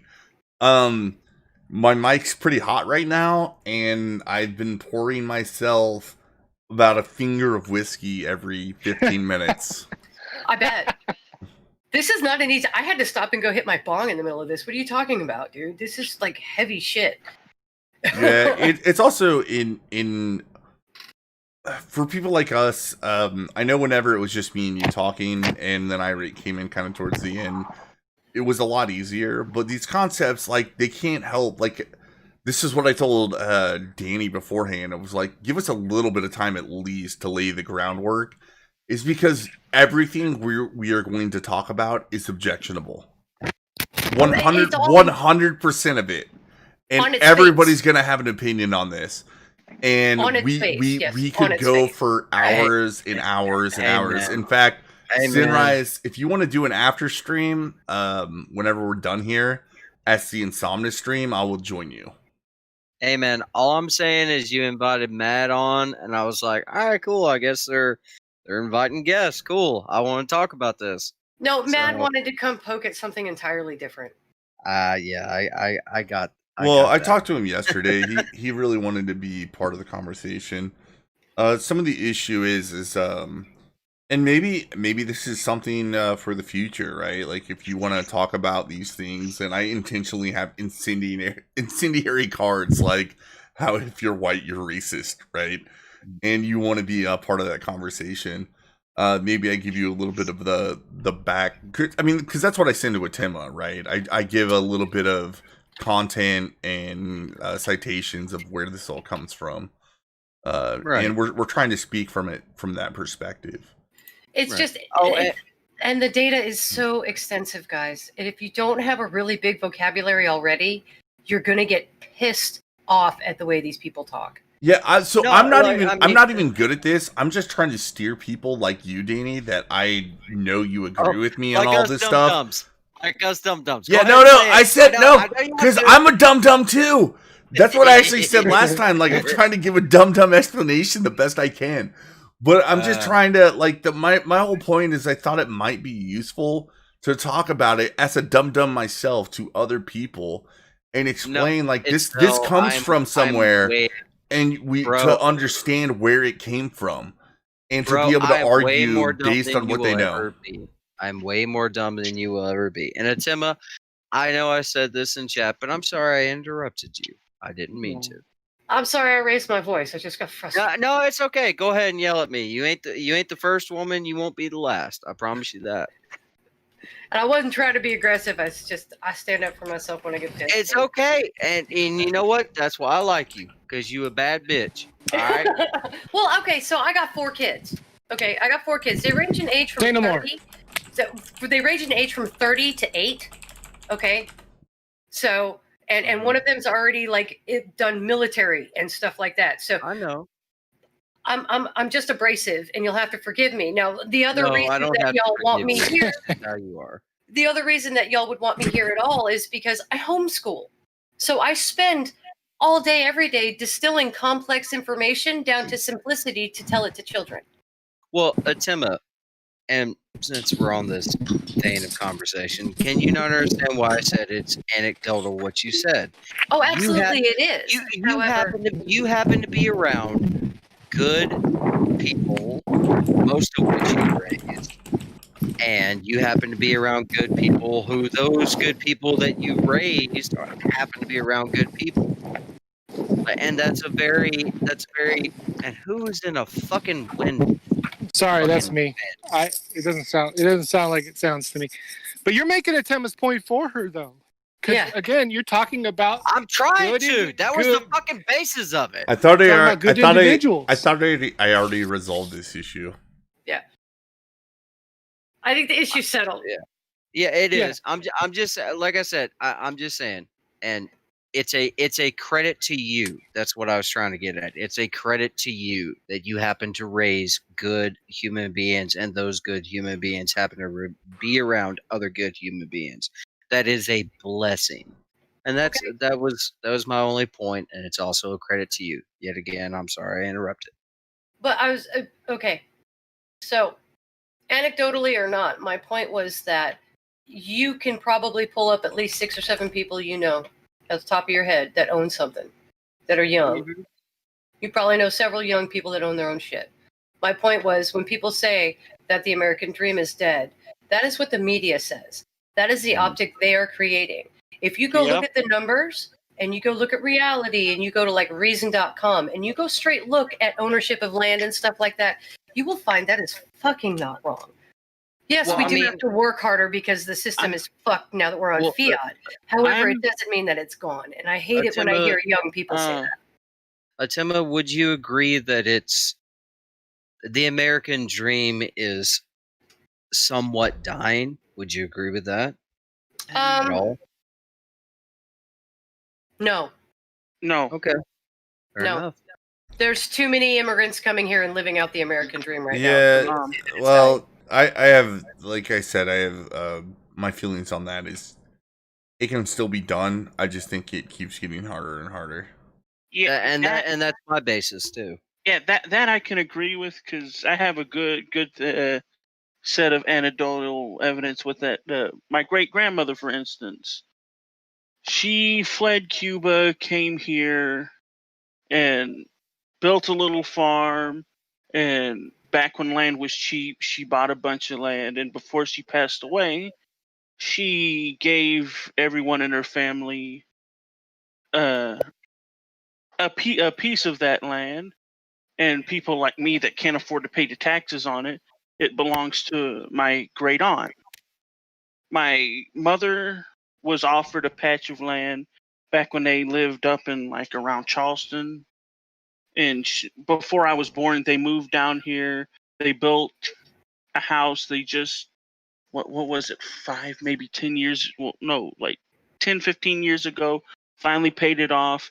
Yeah, we've got to do some renovations on it, but it's our house. The truck that we have, we own. Just about everything we have in the house, we own. That That's is awesome. literally the American dream. Okay, That's see, awesome. the American dream isn't necessarily going out and buying a house and doing that. The American dream is being able to work hard and do whatever it is the fuck you want to do. Yeah. Well, that's another thing. Like my grandmother, like she went to law school, worked 2 jobs while taking care of a couple of kids, and didn't get a government assist. She didn't believe in government assistance. If she wanted it, she's gonna save up and buy it herself. Same as my family. The And when irony she- of Okay. the irony of the American dream being harder to attain than it used to be is that it's collectivist, leftist women who have been taking pieces of the pie and giving it to people who didn't fucking earn it. Exactly. That's why the American dream is harder to achieve. Completely agree. We've been selling off pieces of it. And also a part of the reason why the American dream is harder to get is because there is a lack of accountability, where you see people that work low-end jobs that could actually live on that low-end job, but they're out here buying Nikes, having iPhones, buying all this junk that's way beyond their means, and then, oh crap, I got all this debt. What am I going to do? Who only have themselves to blame. It's well, easy to blame especially the young big people. corporations, but it's people's individual choices that put them where they are. Yeah, they don't have to buy the fucking Nikes.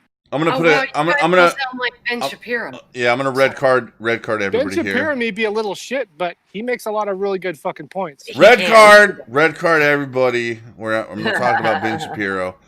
Okay. No, I actually want to get to something that is definitely tangential to critical theory, and it's something that I've been thinking about a lot. And Sinrise, I think you're gonna understand this a lot because we had this conversation on a Penoid stream years ago where we decided that we were going to give up the word liberal and let it mean something else. And I'm done with that. You have to. Hold on. I'm done with that. I want to I want to take it back. I want to take it back explicitly because it gives you power to call out these critical theories that everybody says is like, this is liberalism gone amok. And say that, like, no, it's anti-liberal. And the reason why that is effective is because they explicitly write in their writings that this is an anti-liberal ideology. Well, it's in the word. Yeah, liberal comes from liberty, which is necessarily individualistic. Yeah, and the idea in critical theory is an individual, not so much an individual, but a good representative of their group identity. It's fucked up how they do that, but they really do. They will still talk about individuals, but they redefine it as something that is not individualistic, like I just explained. A representative of their group ideology. So I say, fuck that, we need to take it back, and I have no problem. Like, we're at a point where I would be happy to get back to the argument against people that support things like universal health care. But they do it from a little perspective. They're like, no, I understand that we have to have this very capitalistic liberal society to support universal health care, and then we can weigh the pros and cons. Yeah, isn't that funny? Like, I'm more than willing to do that. Like, take back liberal. Let's just take it back. I like the idea. I never let it go. Yeah, no, just keep calling people that are like saying this critical theory bullshit. Like, these are all fucking anti-liberal assholes, and you should reject it outright. Oh, I straight out have always called them leftists because there's nothing liberal about this. Yeah, but I don't like even using left and right exactly, because I made a new political compass where, you know how you had on the South thing, it was a libertarian, and the North it was authoritarian. Mm-hmm. I remade it as on the North you have, or on the South you have liberal, and on the North you have anti-liberal. And critical theories are definitely in the anti-liberal section, and they say so explicitly. Like they consider themselves to be they consider themselves to be anti-liberal. They think the entire liberal ideology is part of Western colonial society that supports white supremacy. And they want to be communist. They want to be Marxist. Well, no. So no, they don't. This is how bad it is. So a lot of them will probably defer to that as an economic theory, but they don't have one. They really don't. It's disrupt. It's not an economic argument. It's a moral. It's they don't even believe in economics. They don't believe it's a real thing. It's very underpants gnomes like. It's step 1, disrupt and dismantle the current system. Step 2, step 3, utopia. Right. Well, no Marxist actually understands the basics and also Sinrise. Economics. Basically, everybody in this Discord call. I would love to hear y'all's opinion about this. Itzel brought up universal, a living wage for people, I believe, like a universal. I talked about universal health care, not UBI. Oh, well. But you Never can mind, carry on. talk about Sustainable UBI if you living. want Oh to. my gosh. Like, I don't care. I mean, I was going to. I mean, it kind of goes into There's it. but as far as- there's actually still a liberal argument for UBI, right? Where you still say we need free markets and universal capitalism, but we should have this It's UBI all- thing to there- enforce there- it. there's so many goddamn acronyms y'all people use. Not you people, but like the general, like y'all motherfuckers use. It's just like UBI, whatever. Universal basic Universal income. basic income. Yeah. Okay. Me personally, as a, I don't know, a far right fucking tiki torch brigade type boy. I mean, if I had to pick my taxpayer money going to bombing third world countries and getting us involved in a perpetual state of war, I think we could use those taxpayer dollars instead of funding bombs and drone strikes and everything else. I think everybody could possibly have like, a couple $100 a month to basically buy supplies and stuff off. Here's Yeah, the thing, though. I think you're. I think, me personally, I think that if if you give people enough money to live off per month, I think that would probably defeat a lot of initiative in a lot of people. No, it would. We know it would. Okay. Even leftists know it would because they understand the idea of incentives. That's why in states like Oregon, they have high taxes on sugary drinks. Yes, And so- the whole idea is they understand that taxes and monetary value of things, they affect decision making. So if you make things more expensive, people will consume less of it. Okay, there's an economic side effect to all this, and it's the reason why the right never supports a universal basic income. When you give people a universal basic income, the only thing that happens is inflation and cost. All it does is increase your cost of living. There's Indeed. no economic improvement by handing people money on the regular. Well, I think there could be a slight way around it. The only way, and as I explained to some people, the only way I would agree to a universal basic income is if they cut a lot of these welfare programs. Like Agreed. Medicaid, like if they were to cut things like Section 8 and some of these other programs, there would be more than enough money to give people like maybe somewhere between $1,000 to $1,500 a month, which a lot of people can live off of while paying for health insurance. Well, That's interesting. exactly Fucking agreed. because Yeah, Because my interestingly enough, father- that government programs actually disincentivize individuals from being charitable. They figure, And- oh, there's a government program that'll help that guy. I don't need to. I don't need. And- to Well, do Well, that. let me ask I y'all know- this. Let me ask y'all this, please. Please.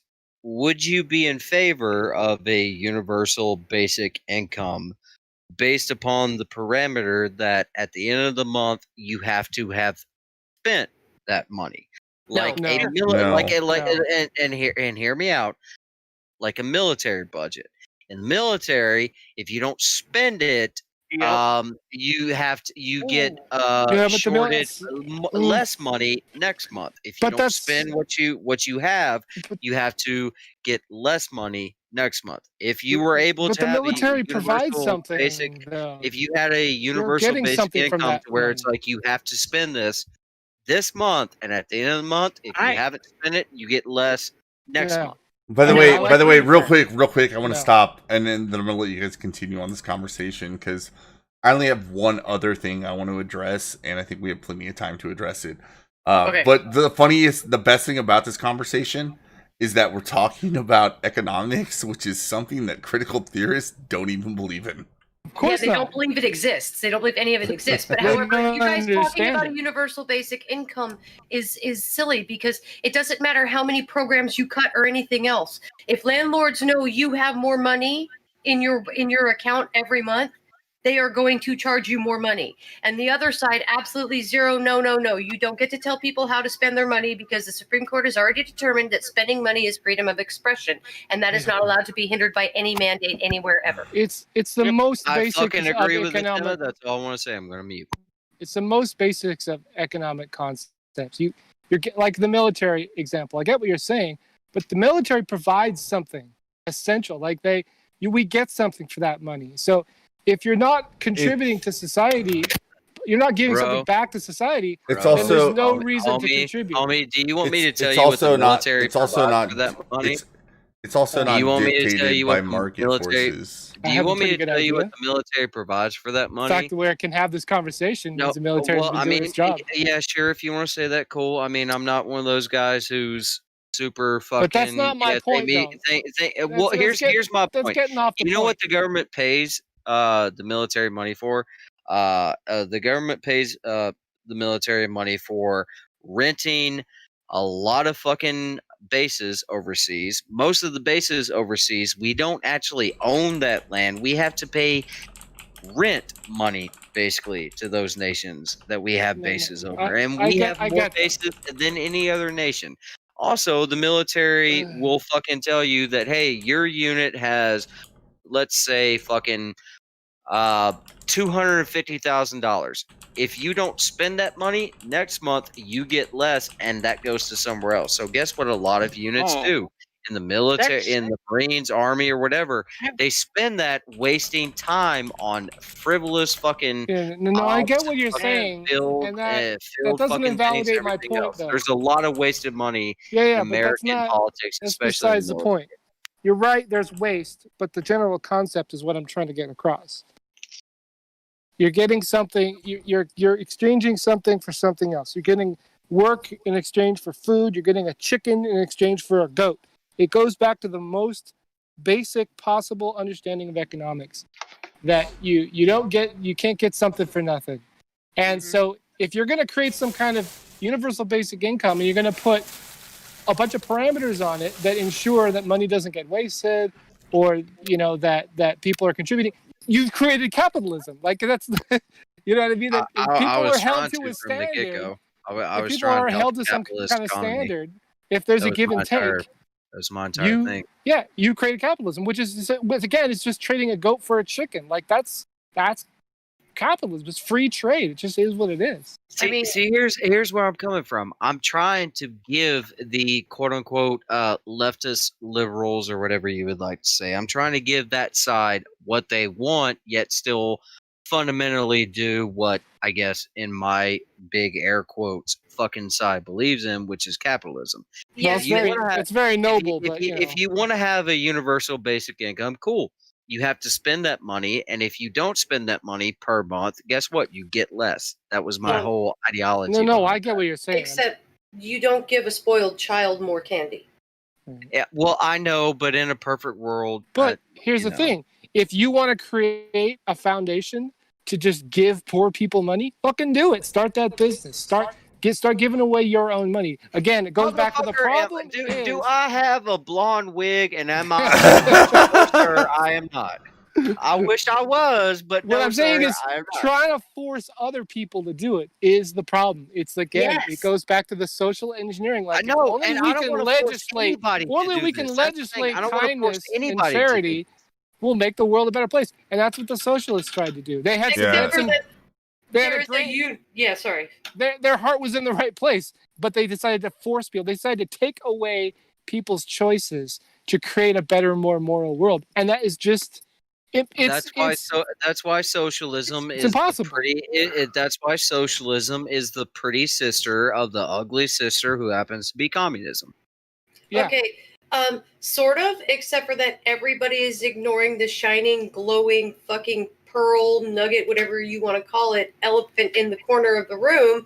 That is, I totally forgot the fucking universal truth because everybody cut me off for so long now. Damn it! Such thing as a free lunch? No. Though that one is true because even the Apostle Paul said it. 42. There you go. No, 42 sucked. Let me tell you, it was a terrible fucking year. being 42. You're not that old. Jesus Christ. I'm 43. I was about to it's say, I like wasn't even alive. you were and born when in this 42. broad was alive, and she's lived through more presidents than I have. Good God. You know what? I'm just going to shut up and defer all my opinions to the lady in the room. The lady, I'm not a lady. Don't you dare fucking lie. Well, repeal the My hands 19th. have calluses, son. Yeah. All right, fine. You got some brownie points off that one. Go ahead, girl. So we were talking about the universal truth that. Hold on, we were talking about. What were we talking about? Fuck! It's right on the tip of my tongue. Universal. Look, basically. hey, if you don't remember, he was talking about universal truth, not UBI. Themma, if you don't figure it out soon, then I'm gonna push the conversation to my last point. Please do, because I'm irritated with myself at this point, and I want to forget it. All right, so everybody, let's calm down. Let's go back to this critical theory nonsense that we all hate. It's obvious we all hate it. And Danny, like I told you, the reason I was like, I'm not gonna let everybody in instantly is because everything we're gonna talk about is completely objectionable to anybody I know. So I see now why. Yes. yeah, and you can get off on tangents real fucking quick. Because it affects everything in your daily life. But why this is important is we have things going on right now in academia where psychology papers are being pulled not because they were disproved, not because their methods were wrong, but because they disagree with theory and they're problematic. And these journals are just capitulating to this mob mentality. And one of the worst things that happened in recent history actually just was from July 8th, 2020. I sent you that link yesterday, I think, Themma, to save. But a Princeton faculty letter called for eliminating academic freedom via a committee that would review all publications for racist. And this is very pertinent to this conversation because the definition of racism they are using is the definition of racism that we were explaining this entire time. And if it turns out to, by that committee, be determined racist, would be removed. This is fucking Princeton. Can anybody else say Ministry of Truth? Yeah, Ministry of Truth. Oh no! Exactly. Like how fucking will be a great future for all of us. Yeah, That's an oxymoron. Ministry of Truth. Yeah. Well, and I'm saying, like, how fucking scary is that? That's horrifying. Pretty That's like scary. California fucking removing their affirmative action fucking clause from Yep. their Exactly. Like, we're in this weird era where it is actually racist to have a policy where you cannot judge people based on race. Yeah. Hey, it's almost like we're going back in time. We to are. where like segregation is now cool and It is. everybody's on board, and It's- we it's- didn't. It's Well, more like and- an everybody alternate, against that. alternate timeline. And the irony is they call this whole project desegregation. Yeah. That is Oh my actually the word they God. describe this as. Is they're desegregating things by removing barriers to allow minorities to have their own spaces. And that is apparently desegregation. At least Democrats are being as racist as they've always been. Right? It just feels like, and I really do, because Irate would know, you know, he has more information, and so does Prospero and Skep, but they all say this is a lot like the 68. So it's another pushback. You're going to see a bunch of people stand up and just get pissed off and not deal with the racial segregation anymore, because Americans really do seem to, over time, really not tolerate racial segregation. We seem to like to be able to move freely. Seems to be a big deal to us. We seem to be able to want to associate how we choose. That seems to be a big deal to us. Yeah. And I think the longer these people push on those two things, the actual culture of being Americans is going to get in the way. It already is. Well, but it's going to come to a head in a way that's going to be very obvious and in the face of these people. Because Yeah, I think it already has. I think the boogaloo has begun. I don't think there is a boogaloo. I think I this do. is a I think serious it's already riot. started, and it's going to slowly ramp up to almost complete collapse. You think so? Yeah, I don't think it's going to be a complete like apocalypse, but I think that you're going to see a lot of big cities gutted and just like gone feral. Basically, gangs controlling most inner cities, and you're going to see a lot of breakdown of urban centers. And I don't think it's going to lead to a complete collapse. I think it'll lead to a lot of decentralization, but I think a lot of poor people are going to die, at least in cities. I don't think And, there's ever going to be a boog, but I don't think it's going to be an all-out war like the Civil and War. I think I was it's an about to internal say, war. I You know I what I think the mean? boog already happened, and we all Yeah. fucking lost. I mean, not to be That's too a- black, not to be that's too more black black pill than pilled I for am. everybody or too nihilistic or whatever. But yeah, I think the Civil War done came and went, and we all fucking lost. That's the No, way I look at actually, it. I see what you're saying, but I don't discount Americans, No, real Americans, just yet. I disagree vehemently. There's a lot more people out there that I think- think that. I think the right wing opposition to what's been going on has been very reserved, and The they know Republicans have failed us. well, no, like I'm not even talking about the Republicans. I'm talking about. Remember back when you had the Proud Boys versus Antifa at Berkeley? God. Oh yeah. Hey guys, let's all fucking get in a fucking city and fight with one another because Yeah, that's no. gonna protect all of our Yeah, rights. yeah. Yay. Yeah, it's Fuck off. it's dumb. But what I'm saying, the logical was. progression from that with what we're seeing now is we see people showing up, and there's actually people showing up on the left with guns, actually damaging property. And And at what point do they get away with that before They already have. the same That's people? what Well, no, already no, no. That's why I think the Boogaloo's already begun. Hold on, it happened when cities failed to stop riots the minute Yeah, they yeah. started. No. Because now it's too fucking late. I Like haven't- they've given I these didn't- people permission to burn the city down. You You're- can't go back you on are- it now. you are right, And a show of Sinrise. force is only going to make it worse. Yes, Look at you're Chaz. Sinrise, you're right, but what I didn't get to finish up on is how long is that going to go on before those same right-wing groups decide enough is enough? And Never. then they show up Never. again. You don't think Yeah, they I don't will? know. Never. I You think don't think they will they're more show up? likely to No. just get the fuck No. out of the city and move to rural areas. And itself to your point, no, never.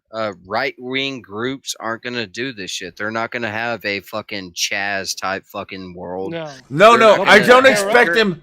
they're- I don't they're not expect gonna them. ha- I don't expect they're them not- to have a Chaz type world, Danny. What I'm saying is there's a limit to what these people can do. Like if all of a sudden your city down in Tennessee was getting overrun and the Molotov cocktails were coming down on businesses, how long would that go? Like how long would that go before Depends. you guys show up and say he and the government does nothing? How long would you go That's before already you happened. decided that Well, you were hold going up, to take hold out up. the gun No, and that's defend me. that property? Here's the thing, Itzel. Here's the thing. Right leaning groups or whatever you want to call them, where they might be 3%ers or whatever. Here's the thing. If Black Lives Matter decided to torch Knoxville, guess what? I live in the woods outside of Knoxville. I have neighbors who surround me who are all fucking country boys ready to fucking do it and be about That's it right. and all that type of stuff. So here's the thing. You can let the cities burn. That's what I'm Us saying. country boys are still going to be fine. Like there's Hey, not going to be this mass like right wing fucking That's upheaval because Yeah. here's why. I As soon as- certainly as- as certainly soon hope you're as- right. As soon as we fucking do that, if we were to do that, if you were to take people like me and the people that I surround myself with and fucking go and march to a fucking city, the mainstream media is all going to say that we're fucking Nazis and fucking yep. I fucking know. fascists Yeah, and they- everything else. Well, And guess and- what? and- We're not that fucking stupid. Yeah, so we're not gonna do it. I think And- that's why they've been so reserved with what's and- going on now. They're going to protect Uh, their own, is what they're and going that's to do. why- my the only point I was trying to make is I believe there is a limit to what those groups are going to tolerate. Right. And I don't know where that line is, but I know there is a line. The And limit see- is, and the line is, when they come for me and my family and my community, that's There it is when right people there. are going to die. Period. And until it comes to that point, we ain't going to do shit. Go ahead, burn down the fucking Democrat fucking fucking liberal ran fucking cities. Go ahead, burn them down. That's fine. My business is elsewhere in the fucking backwoods. I work for rich people who live outside of the big cities, because if you live in the big cities, guess what? You either work there and you got a shitty little studio apartment and that's it. And that's all you can afford. And guess what? We don't give a fuck about you. So no, Yep. there's not going to be this mass fucking right wing fucking uprising, because guess what? We're too smart for it. We're not Yep. going to And- fucking go and march with our fucking guns. We're not going to do it. We did it once in Virginia when they were Right. trying to take away guns. Yeah, and you're that not was going to it. march After into a that, city, and that- but you will all march to the border of your town and form a fucking line and protect it. And that's I'll what march I'm to the talking about. borders of the fucking road to where you get to right. to where you get to where my back And that's my why I'm back roads saying is. I don't And- think we're going to and see a that's complete collapse of the entire country. I think you're going to see urban centers collapse. No, guess what? If the entire country collapses, me and my people are going to be fine. Me and the And- people that I I know surround South- myself with are going to be fine. And I I know know South I'm not Carolina- alone. I'm not alone. I know South Carolina's going to be fine, and I know the South gets a lot of crap, but I know one thing: when the riots started, they lasted here for about a day and a half. Police officers didn't do anything. You know when it ended? When businesses, especially small businesses, went, "Hey, if you want a gun, bring it to work," and they were guarding the businesses with guns, and the riots ended there. I gotta brag on my state of Tennessee just for a minute. I gotta brag on my state of Tennessee just for a second. All right, hold on. Danny's about to brag. Okay. Yes, sir. I just want Yeah, to I read. am. I want to read the person that actually did what I said. So, if you want me to specifically address something on stream, please at me. Even better, you can donate $1 to Super Chat, because I'm looking at my donation ticker, and there's somebody I would really like to get off that ticker. It has nothing to do with me wanting money and everything to do with wanting somebody to get off. Like, No, I don't want. I don't care about the money. There's a very specific person I would love to have off that ticker. It amazes me that it's still on there because it's a dead channel. Cosat Streamlabs. Anyway, Carl said I loaded out my weapons already. I won't start shit, but I sure shit will finish shit should it come to my door. And I think that's a sentiment that a lot of us have. But anyway, Danny, go on with what you were gonna say. all right, cool. Sure, When all this George Floyd stuff kicked off, and all this BLM protesting and all that stuff kicked off, Memphis, Tennessee, which if you don't know, Memphis, Tennessee is one of the most violent, if you act up, you get fucked up type of fucking cities in the South. Yep. Memphis, Tennessee had a Black Lives Matter rally and 0 people were hurt. There was no destruction of property. There was no fucking incidents, nothing. They had their protests and they fucking went home. That's how good my fucking state is. Fuck everybody else. Tennessee number 1. Yeehaw. Go ahead. Amen. I mean, honestly, where I live in Kansas City, Missouri, we don't deal with the problems that the coastal issues have. Like we had some protest, but they were, when I say mostly peaceful, I can say that with like legitimately, not mostly peaceful as how I described it to a Themma, where they're trying to describe mostly peaceful protests as well, most shootings, if you shoot 12 bullets and only 4 of them hit, then 8 of those bullets were peaceful. Yeah, I was gonna say I live in Portland, so they burned an elk because they're retarded. Yeah, not mostly peaceful. Not mostly peaceful ever. But God, man, I tell you what, Oregon is some beautiful country. It really is. Oh, it's gorgeous, and Portland is just ruining the fucking state because it has almost all the population is up towards Portland. And since all the crazies live in fucking Portland, they get to determine what everybody else does with the rest of the state because of their voting power. and it's awful because Portland is disgusting, and you go head east of the Cascades, and it's a fucking amazing state. But You do it sound like a oh. lot of my California friends, madam. I'm from California originally. That's where I'm native, dude. And it's just like the whole entirety of the West Coast has gone to total shit. Absolute shit. And it's destroying the rest of the nation.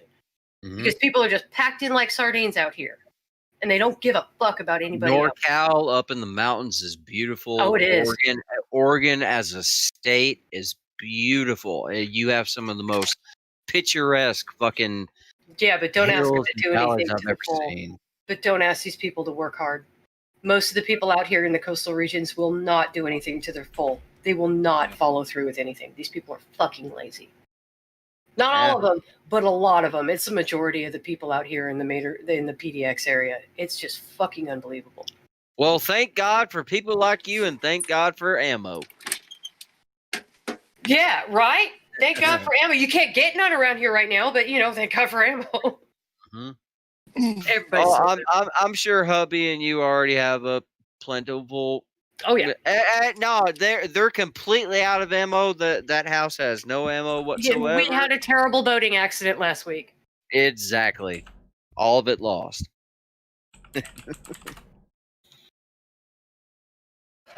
No, that's why I was Dingleberry Pie. I was specific to say Portland because Portland is fucking garbage. It's Portland, Salem, and Eugene for the most part. And they are like the three shittiest places to be because they're full of stupid people. And they're people that are toxic and they get to vote and they get to have voices and they shouldn't because they're fucking garbage and they're crazy and most of them should be in fucking asylums. Excel. Something's wrong with your Streamlabs. I know. I actually just noticed that. Like, it shows up and it says that I'm playing Heroes of the Storm, and there's no way to actually donate me $1. Yeah. Holy shit! All right, you guys talk. I'm gonna see if I can do anything about that.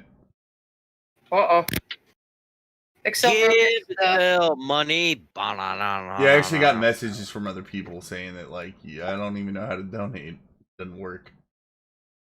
Bummer. This motherfucker out here trying to make money and can't even make money. How I don't even want to make money. The American dream is dead. I don't even, dude. I don't even want to make money. This is actually weird. I've never actually gone to a Streamlabs landing page and see what I'm seeing on my page. Have you, Sinrise? Have you seen, it says I'm playing HOTS. There's a broken picture link next to my name. Actually, dude, I look back in my history and I've tipped you before, so it was working at one point. Yeah, but I've it never worked seen it for do a that. long time. Weird. God damn it, Excel. Excel didn't do shit. I'm blaming Excel. Why are you man blaming? No man blaming. Because I'm a man and I can. Man blaming is big dumb. I'm super smart. I can man blame if I want to. God damn it. Smurr. Yep, smart. Smurr. Yeah. Okay. Okay, now we're just making animal noises. This. I was gonna say, when we're talking about, I'm gonna go back to the critical race theory stuff. When we're talking about these things, you have to remember the people you're engaging with don't actually believe you can measure anything in your life. Nothing is actually quantifiable. It's only experiential.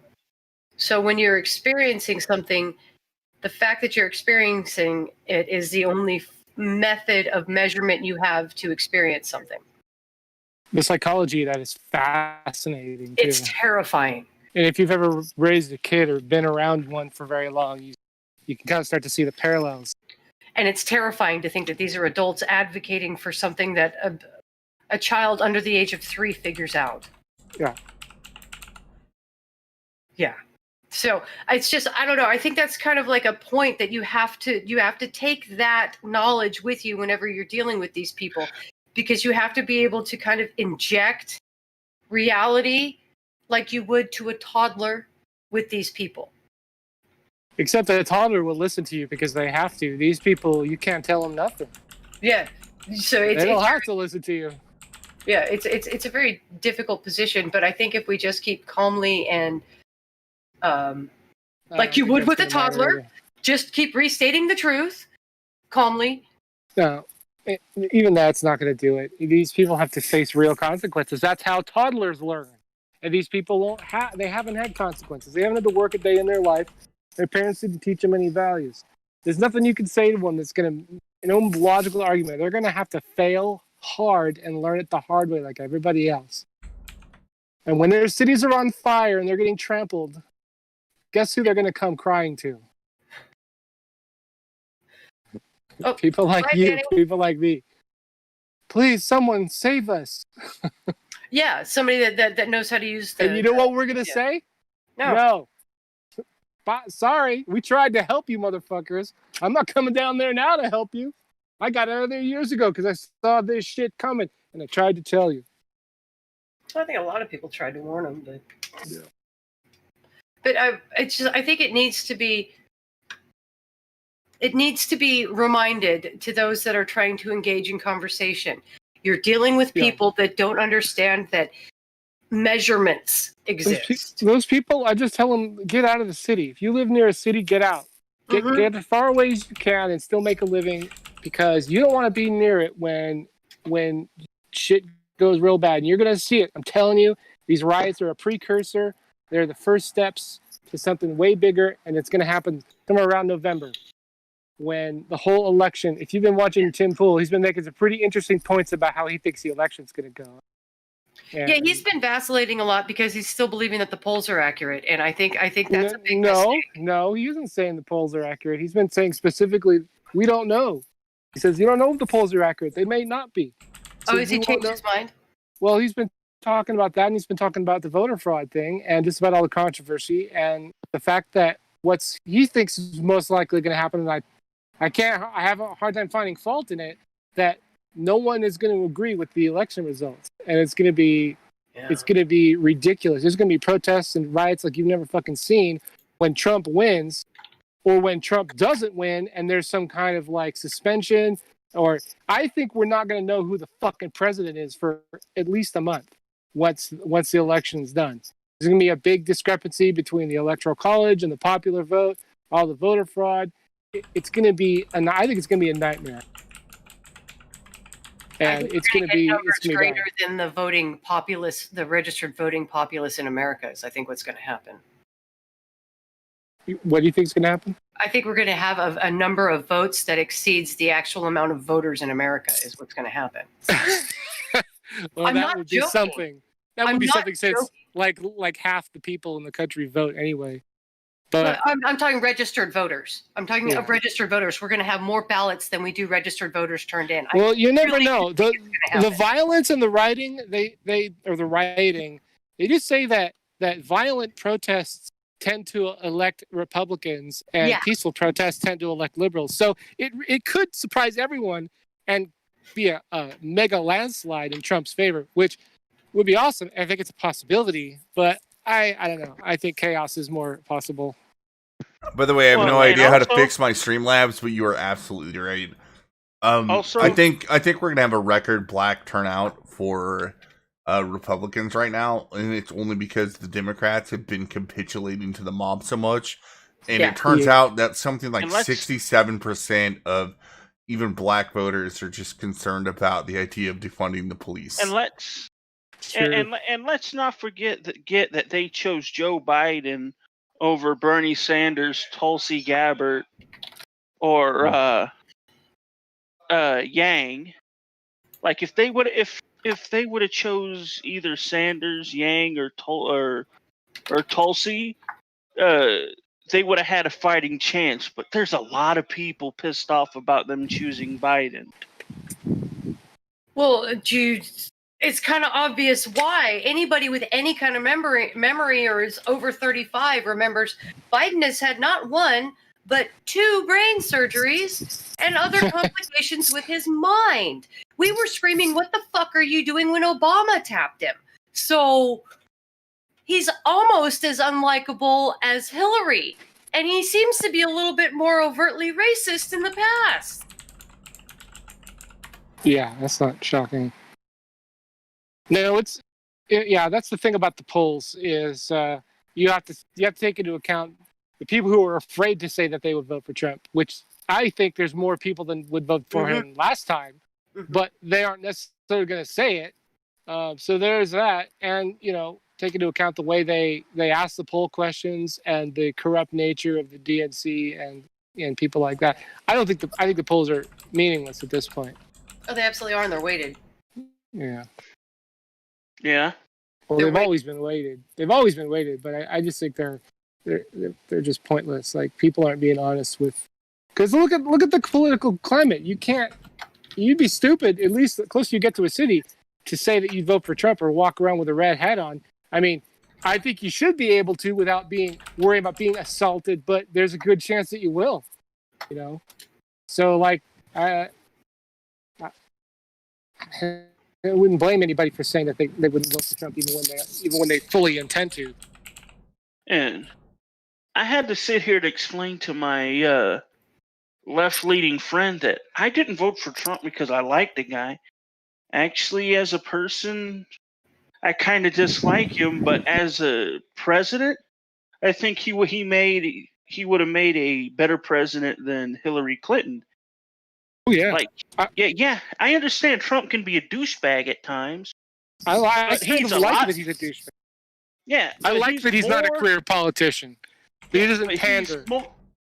But he's more trustworthy than Hillary Clinton. Right. I think it's because he doesn't need the money. Like, I trust a businessman who just wants to do the job because they have some other motivation other than just being in power and here's a bottom line. I think people like government jobs because they're fucking easy. I think being an elected position is an easy job that pays really high. It's not a lust for power. It's a lust for not having to work and make a lot of money. And power. I think power is nice. Power is nice, but I don't think it motivates people the way that they say that does. I don't buy the whole lust for power. Here's argument. the thing about government jobs. They pay a lot, but you don't make a ton of money. How they make a ton of money is a bunch of money that they get from under the table. Well, yeah. Well, there's that too. I mean, the potential to make backroom deals is great too. But yeah, I think it's more about money, more about having to do less work for not having to work hard and still make a living. I think is a powerful motivator for most people. And I think somebody who's already made all his money. I mean, Trump is a billionaire. What the hell is he can't make any more money in politics than he can in business. So what you got to question his motivation. If it's not for power and if it's not for money, well, he must actually care on some level. That's more than I can say. And it's definitely not the money, because he didn't. He said he didn't want to make any money during his time in presidency, but they forced it on him. And every time he gets that paycheck from being president, he sends it off to charity. Yeah. So it's what, $200,000 a year? Yeah. Yeah, I mean that's pocket change. He probably donates that much more just for good PR as a business. Yeah. He spends it on marketing for one, maybe two companies. Yeah, or that. Yeah. Okay. But yeah, I mean not to suck the guy's dick or anything. I'm just saying, like, I trust a guy who if you add it all up, his motivations are probably more honest. And he may be a douchebag, but I don't know. I kind of like the alpha male approach. I think we need a strong leader, especially when you consider how fucked up the rest of the world is. I don't want some nice guy in office. I want someone who can tell China to go fuck themselves. Yeah. Like, that's what we need. We need somebody who has lots of middle fingers. And people don't understand that how he acted. That's the reason why North and South Korea are under peace talks now. Yeah. That now the Korean War, after such a long time, is officially over because Trump went. If you attack South Korea and you keep on launching stuff over Japan, we're gonna start shooting nukes at you. And then they went, "Oh, I'm sorry." They respect strength. It's like the schoolyard bully, Walk up to him and punch him in the face. He'll probably respect you. Probably be your friend. And that's hard for a lot of people to get, especially people who haven't had to struggle at all in their lives. People who were raised by bulldozer parents, they can't see all that stuff. They don't understand how human behavior works. And they have a really hard time appreciating strength because they don't have it. Well, I think if you trust a politician, even if it's one that's a businessman turned politician temporarily, you're being a fool because those in power, we got to watch those people. No. I certainly wasn't saying that I trust him implicitly. I'm saying I trust someone like that more than I would a career politician. Like, I'm saying at least we can At least there's operational parameters. Yeah, at least we can check that one box and be like, okay, that's a positive that most other politicians aren't going to have, past that. But, I certainly don't agree with everything he says, and I wish he would stop tweeting so much. But, I guess it does keep the press chasing their tail instead of doing actual journalism. So maybe that's a good thing. I think those people would be fucking dangerous if we let them discuss any more actual policy. Look what they did. Yeah. With the few things they did discuss before they went fucking sideways. Yeah, that's a good point too. I think it's brilliant, and I think he's doing it on purpose. And I think these people bitching about it are fucking stupid. Yeah. Hey, well, I think he's a bit compulsive with it too, but I think it works out for him. Just because he has that backbone, he's not the kind of guy who's going to go on an apology tour and try to suck everyone's balls, Yeah. He just says shit, and that's it. He just says shit. That was what he was trying to say about the "Make America Great Again" thing. Was that's literally what happened for 8 years. Was denigration of this great country. Yeah, that's by Barack Obama. Yeah. Yeah, I voted for that guy the first time too. Damn it. Yeah. Yeah, and here's the thing. A lot of the so-called Riris hate Trump, but the people that actually got some sense, at least respect him. And heck, a lot of the countries respect him. Like Russia kind of respects him, not because he's colluding with Putin. It's because Russia is a dog-eat-dog country, and they respect power. Exactly. Just like Japan respects power, just like China respects power. North and South Korea respects power. The reason why China's been kind of backing down is because Trump went, you really want to have a dick measuring contest? And whips it out and puts it on the table, be like, okay, let's measure. Oh, so sorry. Your penis is so large. By the way, real quick, Object of Hate, thanks for the donation. I'm sorry it did not pop up on screen, but something definitely changed with Streamlabs since the last time we used it, and I don't totally understand what's going on. So, when I was telling people to everybody donate $1, don't do that. Like, I'll figure it out and fix it eventually. I'll just donate to Tom Peace. Don't do that. He could just give you a raise. Dude, we haven't done anything together in so long. Which, by the way, I want to explain to everybody, me and Tom P are still totally cool. Tom P's had shit to do. I've had shit to do. It might come back with us doing live streams. We'll have impromptu live streams quite a bit. But it has nothing to do with like we broke up or anything like that. I just want to get that out there. That's good. You guys didn't break up. No, like, so it actually comes across to people like, what happened to you and Tom P? And I was like, nothing. Like, we just got busy. Like, we couldn't do every Thursday night anymore because Tom P kept switching jobs, and then eventually I got some shit going on. Oh no, Excel has a And life. an Objective Heat is right. I should talk to Unknown Archive. I don't know what happened. I think it might be because I changed the channel name. Oh. It looks like it's trying to go to Twitch. It's like an embedded Twitch channel. Yeah, and it doesn't make any sense.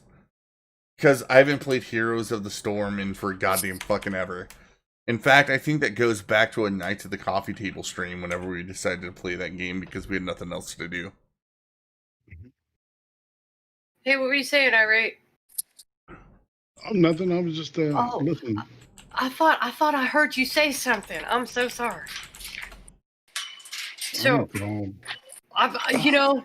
I'm frustrated by every single one of these excerpts that James Lindsay reads. However, I will say, if you go on to New Discourses and you start reading this stuff, you will find it nice that he gives you a direct, concise overview, and then he writes like you're supposed to. He has a thesis, a body, a description, and a summary. So if you need to know the basics of what you're talking about, you can just read the thesis and you'll know.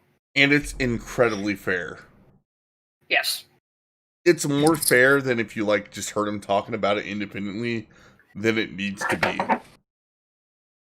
But it's just very direct, and it's but you don't have to read every word. You can get the basis of what you need off of the summary and off of the thesis statement. He's really good at giving you information like a scholar is supposed to. It's almost like he's interested in education. Yeah, and that's why, I mean, this is why I'm holding him, Helen, and Peter, and there's actually other people that are joining on. Mike Nanya, Nanya, Benjamin Boyce, I think, are some other people. They're all kind of hopping on this bandwagon of exposing critical theories for what they are, but they're doing it from this way where you can't just dismiss them as being some sort of far right or alt right critics. Yeah. And that's because before then, it was people that are very right-leaning that are scholastic that were doing this. We're talking like objectivist level. You can't even really put them on the right-left paradigm. And some of them weren't even scholastic. They just intuitively, like, and I mean, this was part of the problem with, I'm going to use Sinrise as an example, but Tennessee Marine would be another good example. They hear this, and they object to all of it. But in order to object to it in a way that will actually trickle down, in a way that you can't be dismissed, you have to understand where it comes from. Yes. I think that's very important. Like, if you just call it straight up cultural Marxism, that's not their word. Know. I think I know where it comes from. I may not be able to cite papers or individual people, but I understand the psychology of it, and I understand the no. Yes. I know. I can boil it down. But, I know you know that. But what I'm saying is, when you're addressing the problem, for instance, I think you missed my story from at the very beginning of the stream, which is from Thursday. We had this belonging conversation in a forum at my work, and it was a virtual forum because we're all working from home now, but there were 30 people in it. And this person from the Belonging Council comes in and talks with impunity about how if you're white in America, you're born and socialized to be racist, and that's okay, and the best thing you can do is learn to be an anti-racist. Somebody objected for just a second. They were shut down. And they said, look, there are books written about this. And she didn't name the books, but I knew what they were. They were Robin DiAngelo's White Fragility, and they were Ibram X's How to Be an Anti-Racist. And all of this originates from anti-racist, or from critical theories. So if you can't call them, like, we're in an age. If you can't call out exactly and precisely what these crazy people are saying, and then give your opposition from there, then you are going to be dismissed, and you are not going to be taken seriously. I guess it's good that I don't usually bother talking to people like that.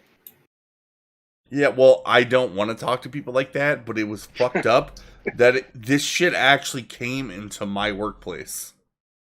Yeah, that would drive me Really? nuts. Yeah, You I was know- just explaining. This came into my workplace. This I was got a out before that happened to my work. Zoom meeting on belonging at my work that somebody came and they were able to actually call everybody on the call that was white, which was 90% of the people, racist with impunity. And that pisses me the fuck off. That was like a true anecdote. Shit. At your work? It's so that is an anecdote. But I was talking about this shit before last Thursday, right? Like, I've been talking about this shit for a long time. Right. Even me and Sinrise, like, we did our gaming stream, which I know you want to bring back. I'm going to be honest, Sinrise. Yeah. My issue is, like, the passion for the gaming link is gone. That's maybe it comes back in some. That's some that's the issue, is the gaming link is gone. Like, it would just be another political talk stream at this point. Like, because this shit is going. I want to have conversations with you and Monkey and even Vash if he comes. In some form. It doesn't have to be gaming. Yeah, so maybe we call it something else. But that's what it is. Is like, I just don't have. For a while, I had that gaming link because I was pissed off that it was. This critical theory nonsense definitely has invaded gaming. Oh, and yeah. we all do it. Yeah. And it pisses a lot of gamers off. But it's expanded so far past that it's very hard for me to get passionate specifically about gaming. And I think the anecdote about how last Thursday it came to my workplace is enough to justify that. Yeah. Was that an HR thing? They brought this person in, No, well, it was a member. I mean, she was under the general umbrella for the work she does. And here's the worst part: is I've known this person for 5 or 6 years. I like her, like, individually outside of all these concepts, but she's bought into it, and when she brings that up because it's so popular, it's very hard for somebody like me to come in and call her out directly after and say that this is a bad idea, especially when she's part of this council that was developed, that the executives gave kind of free reign to just invite whoever they wanted, and the activists always show up, and it's an activist ideology. So it's no surprise that it turned into this social justice nonsense, and it's no surprise that she was able to do that with impunity. And when I say that, like, if I came out and said that, like, I think this is all wrong and that it's bullshit, even if I said it in the nicest terms possible, I could be labeled a racist and find myself in front of HR. Yep. Mm-hmm. No doubt. So really what you're doing is you're trying to arm yourself for actual situations. That's fucking insane, man. I'm trying to ideologically arm myself, yes.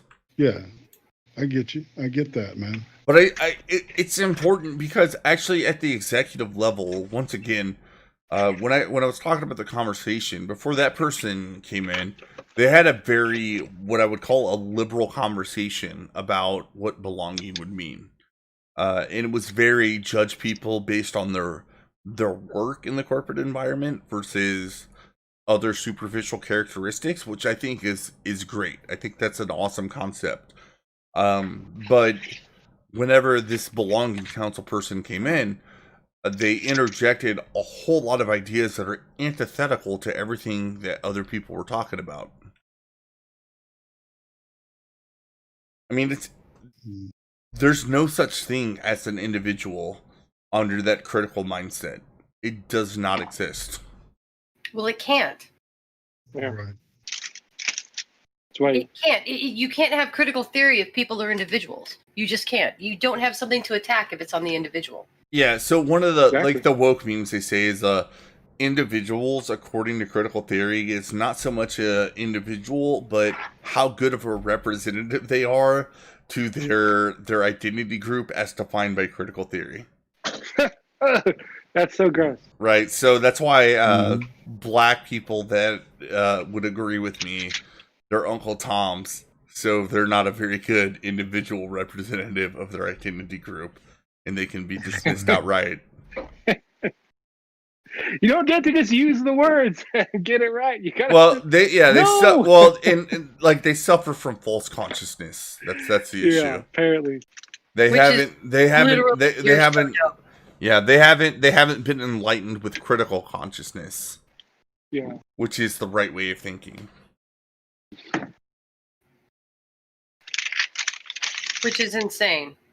Well, and that's why I like some of the summary judgments that people have given without specifically calling out the people that are perpetuating these ideas. They call it a totalitarian ideology because it is. It absolutely is. Of course. And they will reject that because they think we're not totalitarian. We've just decided that everybody that doesn't agree with us is not included in our freedom loving little area. Yeah, and if it was an adult that we were talking about, we wouldn't call them insane. We would just call them immature, and they are. It's a weird form of like adult immaturity. It is a very strange thing to see. Yeah, so I showed this meme up on the screen, and Irate, you were there when I sent it to you, but it's pretty fucking funny. And I'm actually just gonna read it out loud rather than show the picture again. So the whole idea, we got this little thing in front of us in school that says "Fun with Critical Race Theory: The Scientific Method, the Critical Theory Way." Oh, So God. step one is make an observation.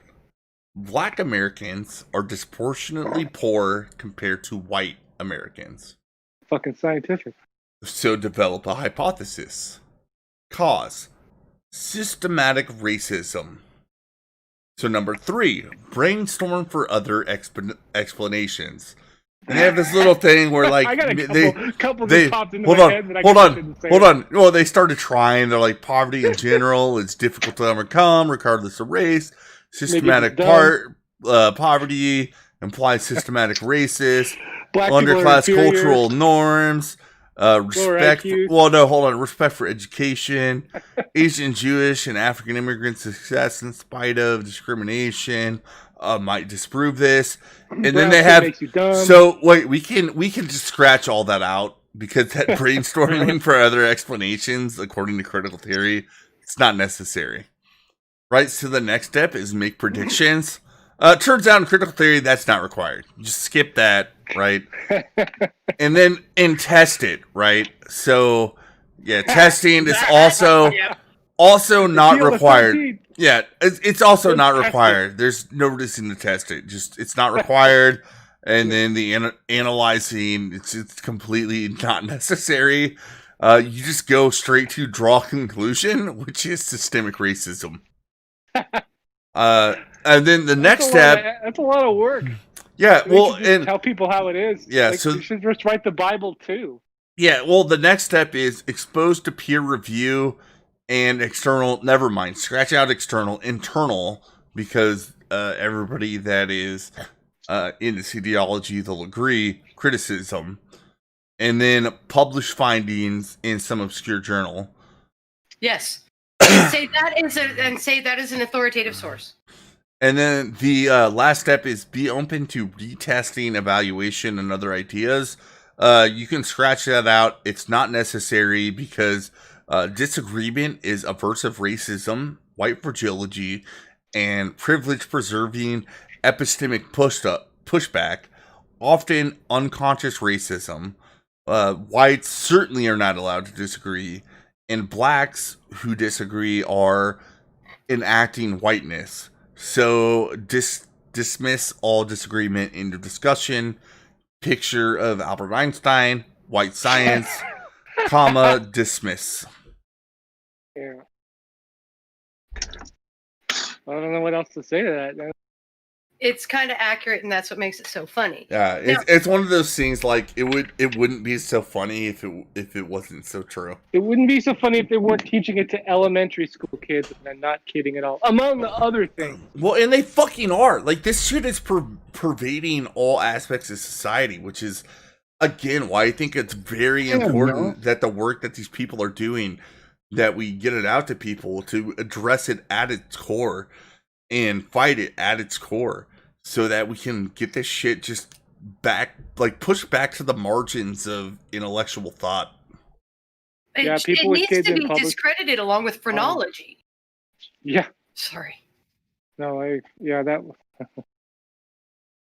By the way, Yeah, I don't even know how you begin to attack that problem. I just take my kids out of school. I Fuck it. homeschool.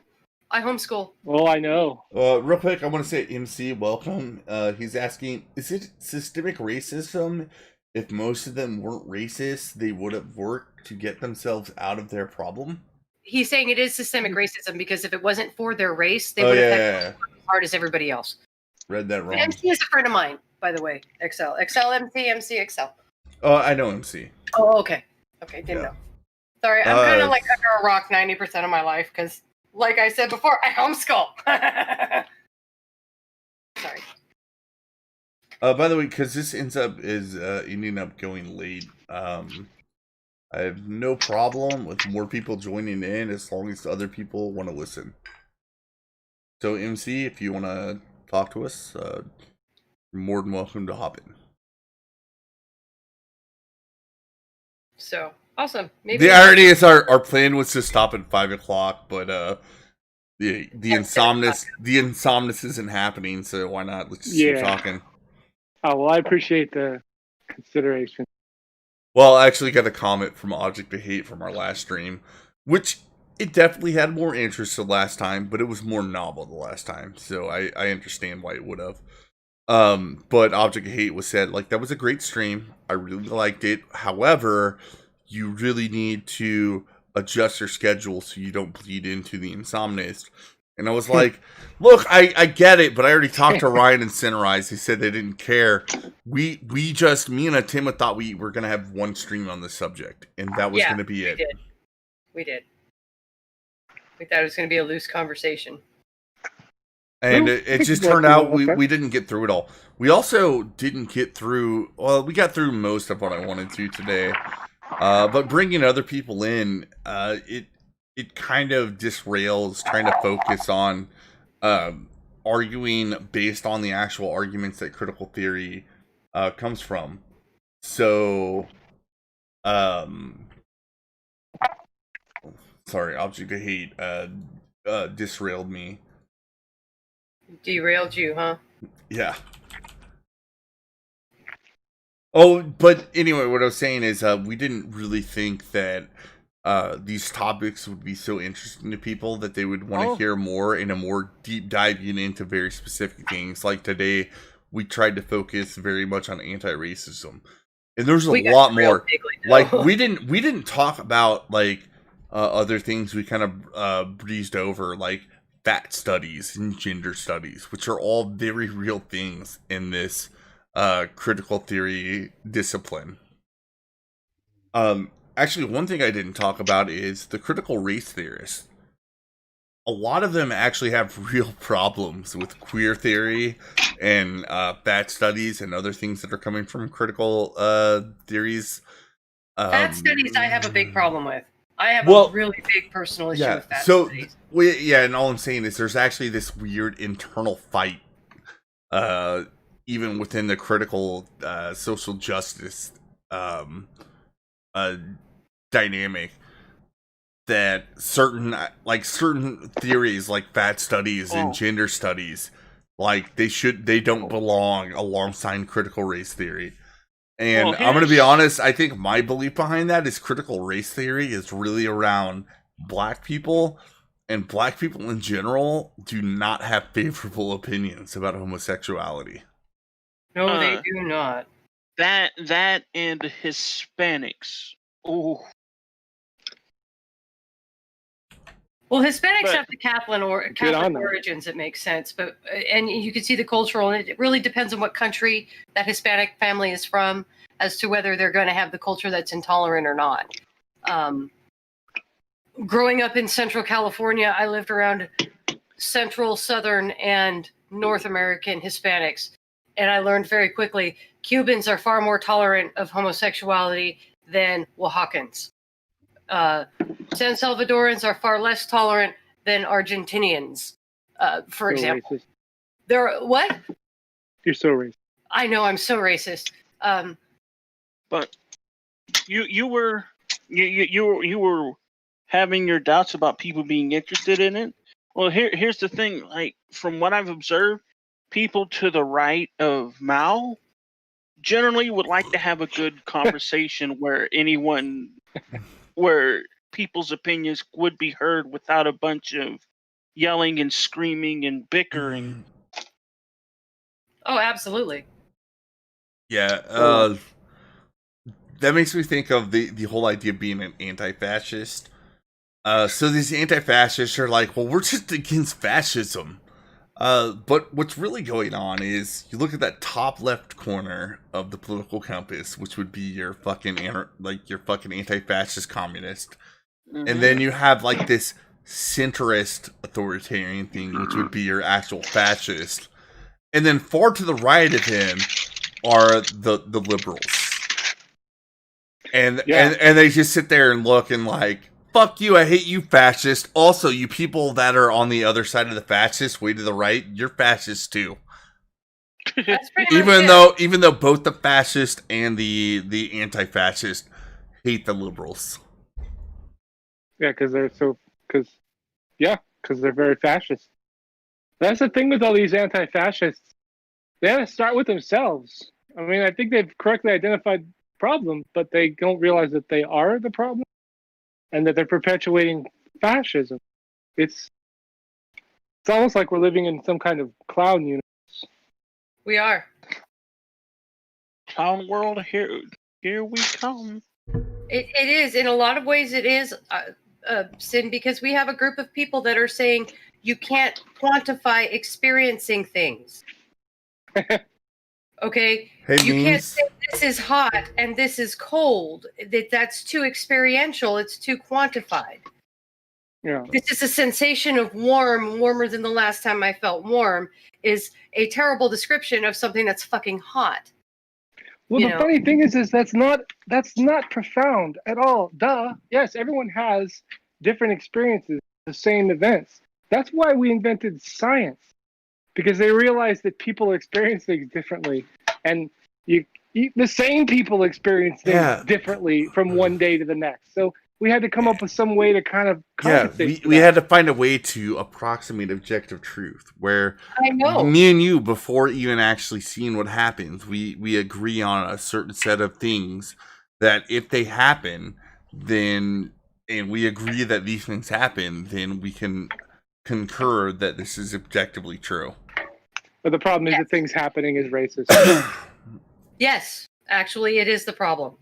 It's When- literally the when- problem that things are happening, therefore it is racist. By the way, Things that memes of destruction is like, I'm a liberal.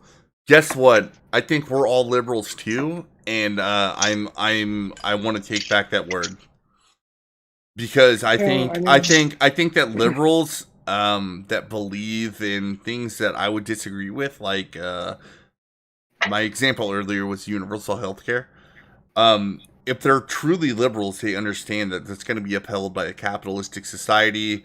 They understand that it's a cost, but they think it would be a cost for the public good.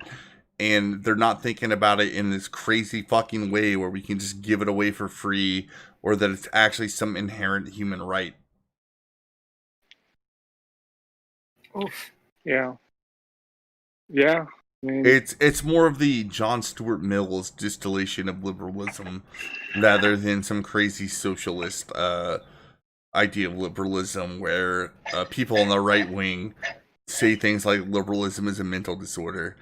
And once again, I'm going to go back to the reason I think we should take back the word liberal. The best reason is that these critical social justice scholars, all throughout their writings, will explicitly say that they are anti-liberal. Yeah, well, Do they all? they're Yeah, using the real term. It's pretty explicit. Yeah, Yeah, liberals get the bullet too, is the quote. Well, yeah, that's fucking- that's from communism, but Mm. you even write in like Liebram or Ibram X's How to Be an Anti-Racist.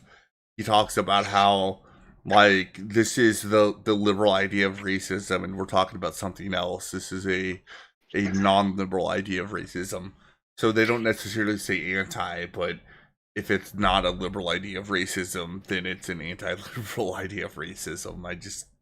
I don't think there's a way to sort that out in any other way. And this was according to Honk the horn. It's according to critical theory scholars. Most This of is them according to their writings and lectures. Yeah, most of them will okay. explicitly say that they're anti-liberal, but they say anti-liberal in the classical sense memes. So they're further left technically. Yeah, I think a lot of them they use disagree. The term progressives these days, especially if you listen to the They're young Turks. They use progressive. Well, like they use that word. What's funny is the scholarship won't even use that word because the original progressives were still operating under the liberal orthodoxy, and a lot of these people, partly it's because it has Marxist origins, but it's critical theory is almost. I mean, everything about it is actually a criticism of liberalism. And I thought what critical liberal theory was taking what people say, sorry to cut you off, Excel, and basically just assuming that they're probably lying to you or something. No, critical theory is the opposite of that, dear. Oh. It's critical. There's Yeah, just complaining about things that you see existing already. well, no, Right. the Well, best I know way it kinda sound like skepticism. the best way No. to well, no, actually skepticism is not necessarily wrong. So what critical theories do is rather than do what traditional theory would do, which is kind of use a scientific method to come up with a theory to explain something.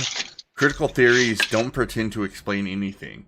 What they do is look at what is happening existing doctrine, and they criticize it in the most literal sense. And then when they do that, they can pull out problematics, and those problematics formulate the theory that goes beyond that. And that is not me making something up. That is actually what they would say. But again, isn't that just identifying issues within a system? Like businesses do that all the time. No, it's not. Yeah, no, because it allows them to call something an issue That is not actually an issue. that there's actually no empirical evidence that there is an issue. And Yep. they borrow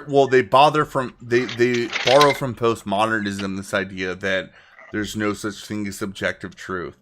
So their ability to call something a problem, and just get enough people to agree that it is a problem, it doesn't matter if there's no data to actually support that it's a problem. I think It's a you meant problem objective because truth there. well, if I said subjective, I meant objective. Right. They No. they So bother what I'm from hearing is postmodernism basically that it's not a lot there. of folks just share their stories and they're basing it off of just their lived experience. And your big thing is, well, science, you have a method of gathering data to analyze and then come up with your theories and stuff from that, right?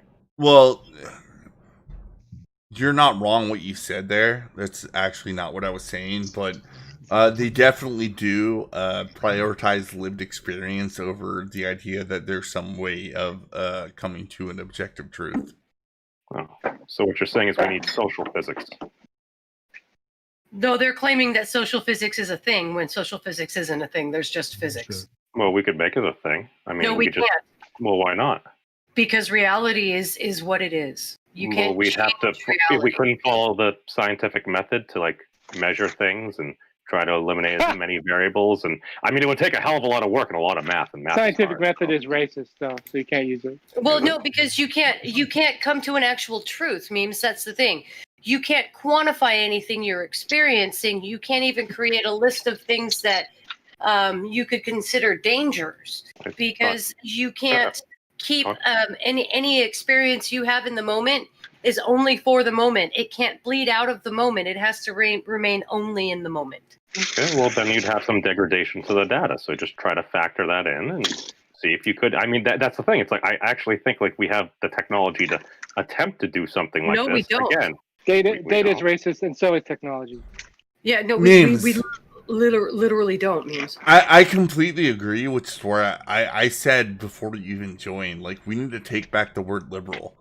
Because you have policy differences on me, but you definitely agree with, like, the idea of objective truth, the scientific method, and things of the sort. Well, that's the thing. I don't. Comrades. No, I see them. I hear I feel their ethos, their pathos, but just the logos, the means by which they want to achieve it. I'm like, I think there's a better path. Maybe it's this thing. The truth. Yeah, because it's a difference between people that are left liberals and left critical theorists. Critical theory is, like I said, it is explicitly anti-liberal. It does not like the liberal enlightenment ideas of how we can come to truth, which has never been perfect. It has never been perfect. There's no such thing as perfection, though. That's why. Critical theories, no, they explicitly say. Well, here's the thing, I mean, Themma. I could find. I'm just saying memes. I can give you the links to where they actually say the word that, like, we are not liberals. I don't doubt any of this. It wouldn't surprise me at all. But Themma, I think you hit the nail there on the head. It's just we can't let perfect be the enemy of the good. But at the same time, I believe I previously made the argument that the solution to intersectionality is more intersectionality, aka infinite sectionality. Which, if you're going to consider those variables, it's like, okay, well, we'd obviously, if we're going to be doing this in a scientific method, we're going to go far deeper than just like what a person looks like. We're going to go through all their experiences, all the different communities they belong a part of. Have they been abuse victims? Like, have they been hurt by a significant other? Like, what have they gone through in their life? Do they enjoy playing WoW? Do they like pineapple on pizza? These are all important questions. Yeah. So what you're doing right there Definitely get rid of means, those people. yeah, you're applying the white idea of identity to everybody. Yeah. And making it so that it is truly individualistic, which critical theorists don't believe in, because an individual is only so much an individual as much as they are a good representative of their identity group. Well, we're all ambassadors for our different groups. Are we? I mean, is Larry Elder Is Larry Elder an ambassador for the Black Identity Group? I mean, which identity? The Black Identity Group. You know, it's a thing in critical theory. So, do they have a Twitter handle? And then memes hits on another part of the importance of what's wrong with the current vernacular and the modern dialogue. Does it have a Twitter handle? Memes, it happens to be a series of books. Memes, it's something more than just social media. Yeah, and memes. It's getting lost. Memes. If you understood the dialogue that's going on, God, I'm actually being condescending. I don't want to do that. I don't want to do that to you because I know you're not like that. But a lot of these people that are speaking are tricky. Yeah, they're tricky because we've talked about it before. So they have a lot of these words they float around that they're Trojan horses. And today you missed most of it, like, because we talked about anti-racism. And that sounds like, are you an anti-racist, memes? What? Are you an anti-racist? Are you anti-racist? Now, are we talking about anti or anti, in which I get confused? No, look, don't think about it too much. Plain language, I come out and say, are you anti-racist? It doesn't matter. Are you white? That's the question. Are you white? Oh my God, you're convoluting it and making it hard for me to answer the question. I identify as a half-Jewish dragon kid on this Internet of Stuff and Things, but yes, I also have an outward white. Actually, I've been getting some sun, so. Then you need to shut up and listen. Oh, well, I mean, is that what some people are saying? Because what I got from like the general theory from based upon my extremely limited knowledge, it's like, okay, we're going to extrapolate some things. And from the situation I've seen, some individuals might be highlighting some of the more extreme things, and that may not be a good gauge for all of those circumstances. But the general gist of what they're saying, I'm like, okay, I don't think they're wrong. Okay, but the Well, I problem think- is that I think they're we're think turning a lot of it's things into a So fight. That's all I'm saying. if I told Yeah, you're if I told you that the literature on the whole idea of being an anti-racist says there's no such thing as not being a racist. You are either passively or overtly a racist, or you are an anti-racist. Well, And being an anti-racist means that you have a lifelong commitment to calling out anything you could possibly perceive as racist. And what is considered racist is defined by the doctrine of what critical theory tells you is racist. I try to hate everyone equally. Yeah, I mean that's I really do the best. too. part. Agreed. It's really hard because sometimes people are a little This is- fuzzy on the this is- Yeah, inside. you definitely This is- tend to want to hate this is- other people. Look, this is where I said, like, we need to get people like memes on our side by not putting things in terms of, like, right wing versus left wing. We need to take back the word liberal. And there is a lot of argument in the term liberal between ideas like how much should the government do, but still have this liberal ethos of liberty, individual rights, like freedom of speech, all those things of such. There's a big difference between that and what critical theorists are trying to say, where memes is, I just want to let you know, in critical theory, if you're white, you're racist. Period. So Just by so existing. this is not hyperbolic. This is in the literature, and they will talk call about you that whiteness if you as buy being the into problem. it. And would You're you an ally. would you what well yeah would you accept that definition on yourself, that you are racist because you are white, because you've grown up in a white Western society and you've been socialized to be racist? I think Do you that's a accept label that? that's earned. Okay, so Trippy just brought up a great discussion that would become a Kafka trap if we discussed it with an anti-racist or a critical race theorist. Trippy said, I'm not going to call out racism because I might die when I tell a black person that saying nigga is racist. Am I racist for this thought? Yes. Wait, are you white? Yes, Trippy is very much white. He's Well, then you're racist. Trippy. I think context is everything. As well as, I mean, Context. you don't need to be a dick. It's just like right now, I'd say Themma, now language. I read Trippy's post. Well, apparently reading it might be racist. I don't know. I did read Book Fed, so It depends on what Just your race is. the book fits. I feel like memes is dodging the point I'm trying to make, where Yeah. you can be super liberal and also reject this critical theory nonsense. Like, you can actually be If very you accept sensitive to your racial internal issues. racism.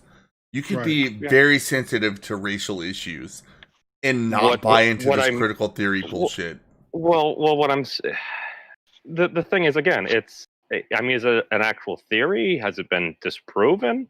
If it hasn't been disproven yet, well, then It's a it's still a hypothesis. theory. No, has to it be can't be. proven. It doesn't. They It's don't not. use It's the not. scientific method. Yeah, it's not a Because otherwise it's a traditional theory. hypothesis. It's a critical theory. And You what can't critical quantify. what critical theories are is, so traditional theories operate under what you would expect memes. They operate under the idea that we're going to form a hypothesis, we're going to have tests, and it's going to have some replicability. The And genesis of these then- theories is moral, not scientific. Yeah, they don't. They and this is. I can link you to And the they literature. dishonestly use scientifically sounding How do we language. measure morals? Well, they Yeah, don't. they're- they don't. well, you're they asking don't. the right question. Yeah, they don't accept that as a term for forming their theories, right? But So we are once already again, measure their morals. their We put people ideas. in jail. Well, Uh-huh. no. I understand that. Like I said, those are traditional theories that are causing that, and I'm fine with criticizing those and disproving them. Critical theories are not traditional theories. They Right. call that out explicitly in their literature. What they do is They look at things in a way where they examine them, and by critical, they don't mean critical thinking. They mean criticizing. They criticize things that they find are problematic, and they go forward with describing the problematics of any given issue. And then they write and extrapolate their theory upon the problematics they find.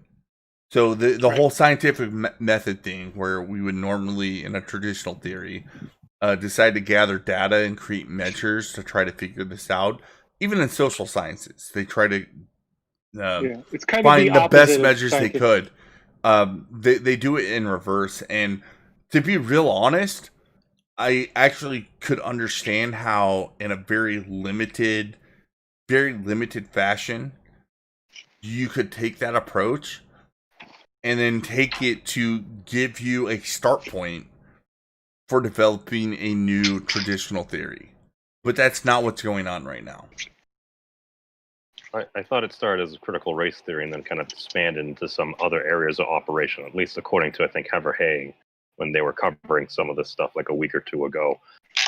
Again, the thing is, it might still work to an extent, but like it's kind of like, I would assume, if you're coding or building a building, if you want to have that strong foundation, so as you're building on top of it, if all of a sudden you start like spreading out and stuff, you don't want the whole thing to fall over. But they don't It's think also like that at all. Yeah, it's also authoritarian. Really, it's not about proving anything. Yeah. It's about Another shutting up thing. Another thing that's explicit in the writing is they do want it to fall over, which is where words like disrupt and dismantle come from. And deconstruct. So, I mean, if that's their goal and that's what they're attempting to achieve based upon what you've told me, I mean, is it working? No. Not. I guess not in the way they'd hope. No, it's not working. It's solidifying the American spirit. If you look at how many people were celebrating 4th of July despite all the riots and everything, if you look at... we had fireworks in the streets when I was coming home. I'm like, yeah! Yeah, they were everywhere. It was everywhere, nationally. Everybody was doing fireworks. We have had way too many properly overt symbols, especially from like rural America and stuff like that, for it to be that they're actually toppling the system. All they're By the doing way, is pissing off the people that make the food. Real quick, this came from Carl, and it's an accusation on memes. He says, memes is not answering if he is anti-racist or if he's racist. No, so And he is. he interrupted the woman. Right. So he is sexist as well. Well, I guess I can't deny those comments. They were made. But no, in all seriousness, that's the way they operate, though, memes, because you stopped and asked a question in the middle of it, and you didn't declare that you are part of the cult immediately. You are therefore an anti-racist and a cis white male, and you are forbidden.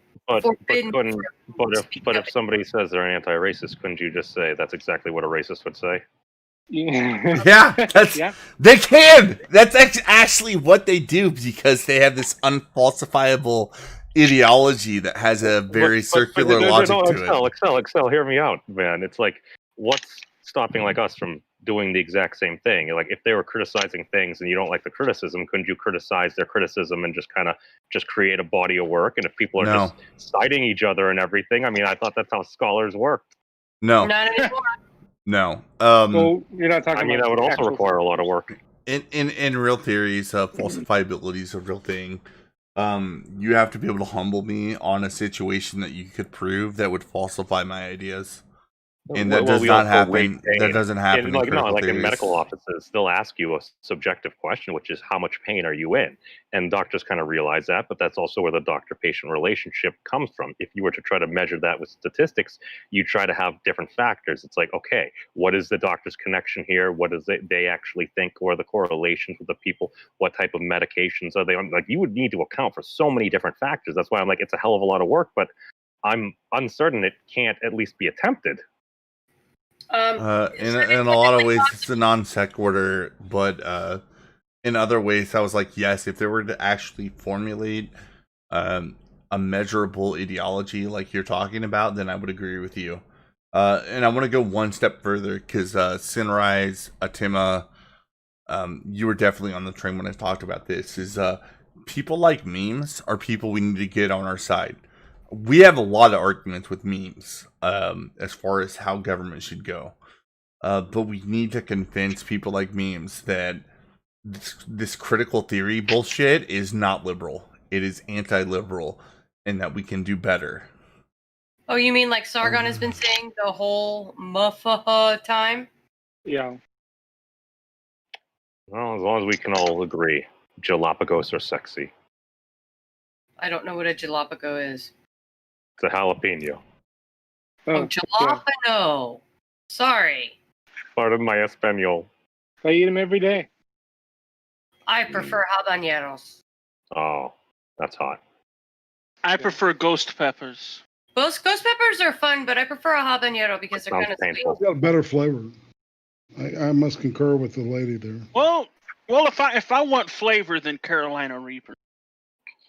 No, see, I still like the sweetness of a Yeah. habanero or a Thai pepper. Have you ever taken a hit of All one? Thai peppers are nice and tangy. I wouldn't recommend it. Never smoked it. I would not smoke a pepper. No. I'm going to smoke anything. I'm going to smoke weed. Would you roast a pepper? Obviously, I'd roast it, but I wouldn't smoke it. I don't roast balls. either. Carl's called me out again. He's got me. I'm white cis Dargan space. Well, I am a white Dargan, so that is accurate. Look, I'm gonna stop everything right now. We've actually been on this stream live for 3 hours. fucking hours. I mean, yeah, I gotta do stuff, guys. I got Over 3. I'm gonna end this stream. If somebody wants to do some sort of after party stream or shill their shit, or even if you're not doing that, just shill your shit in general. Like, I mean, I rate share your channel. Do it now. Prostate. Tomorrow I'm going to be talking with Johnny Bonsaco at 5 Eastern, 4 Central, and 2 Pacific.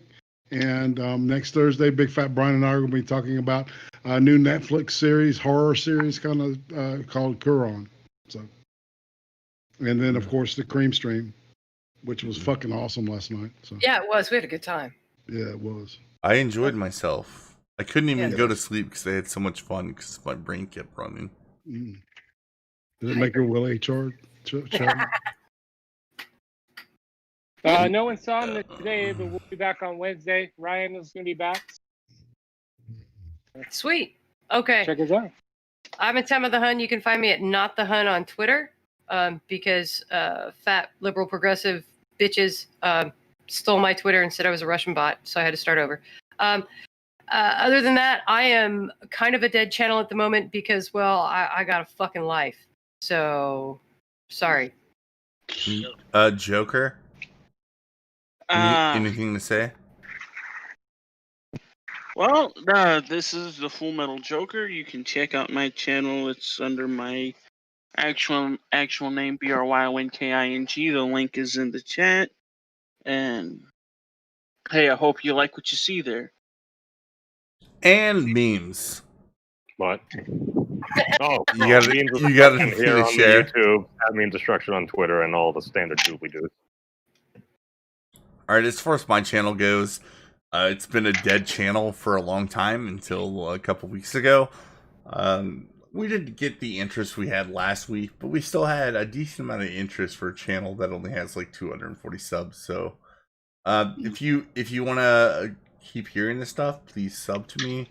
And I think in a week from now, me and Themma will come up with another topic to discuss. And I think one of the best ones we could do is let's move on to gender next week if we have time. Okay. Gender? Yep.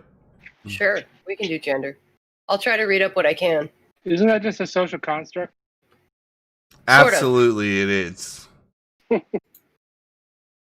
Sort of. We'll have Nope. to figure that out. Everything biology has to say about gender is false, and we need to listen to the social constructionists as to Oh what my they god, say about that's gonna gender. make me want to cry. Science getting away of shit. Yeah. What's funny is Tim was like, that makes me want to cry, and you're like, oh shit, I remember. This is actually in the literature. Yeah. like I'm not just talking out of my ass. It's a real thing. It's Yes. maddening. It's maddening. So yeah, that'll be fun, guys. You can listen to me cuss a lot. That'll be neat. Nifty. I like listening to you cuss as long as you're not cussing at me. Right? Yeah, I know. I'm such a tight Exactly. bitch, aren't I? Listening to you flip out is about as fun as listening to Cadunt flip out. Yeah. We used to actually stream together and flip out together on streams together for Schmeckle a couple of years ago. Oh, Jack T. Ripper showed up and he said, Oh, "What's hey, up, Jack. Excel, and what's up, memes?" The only thing Jack. I can actually direct you guys to right Okay. now is let's go to the Bright Power Hour. There we go. I think Entertainment. that's the one thing that brought all of us together is the awesome cartoon on YouTube, which is Bright Supremacy. So Yeah. Yeah, so you guys go watch Fright Power Hour, enjoy that, and I'm gonna go wrangle children so I can prepare for all right, so I'm gonna click the in stream button, but thanks all for joining in, and I'm glad that we had so many people that are interested in this yet again. Talk to y'all later.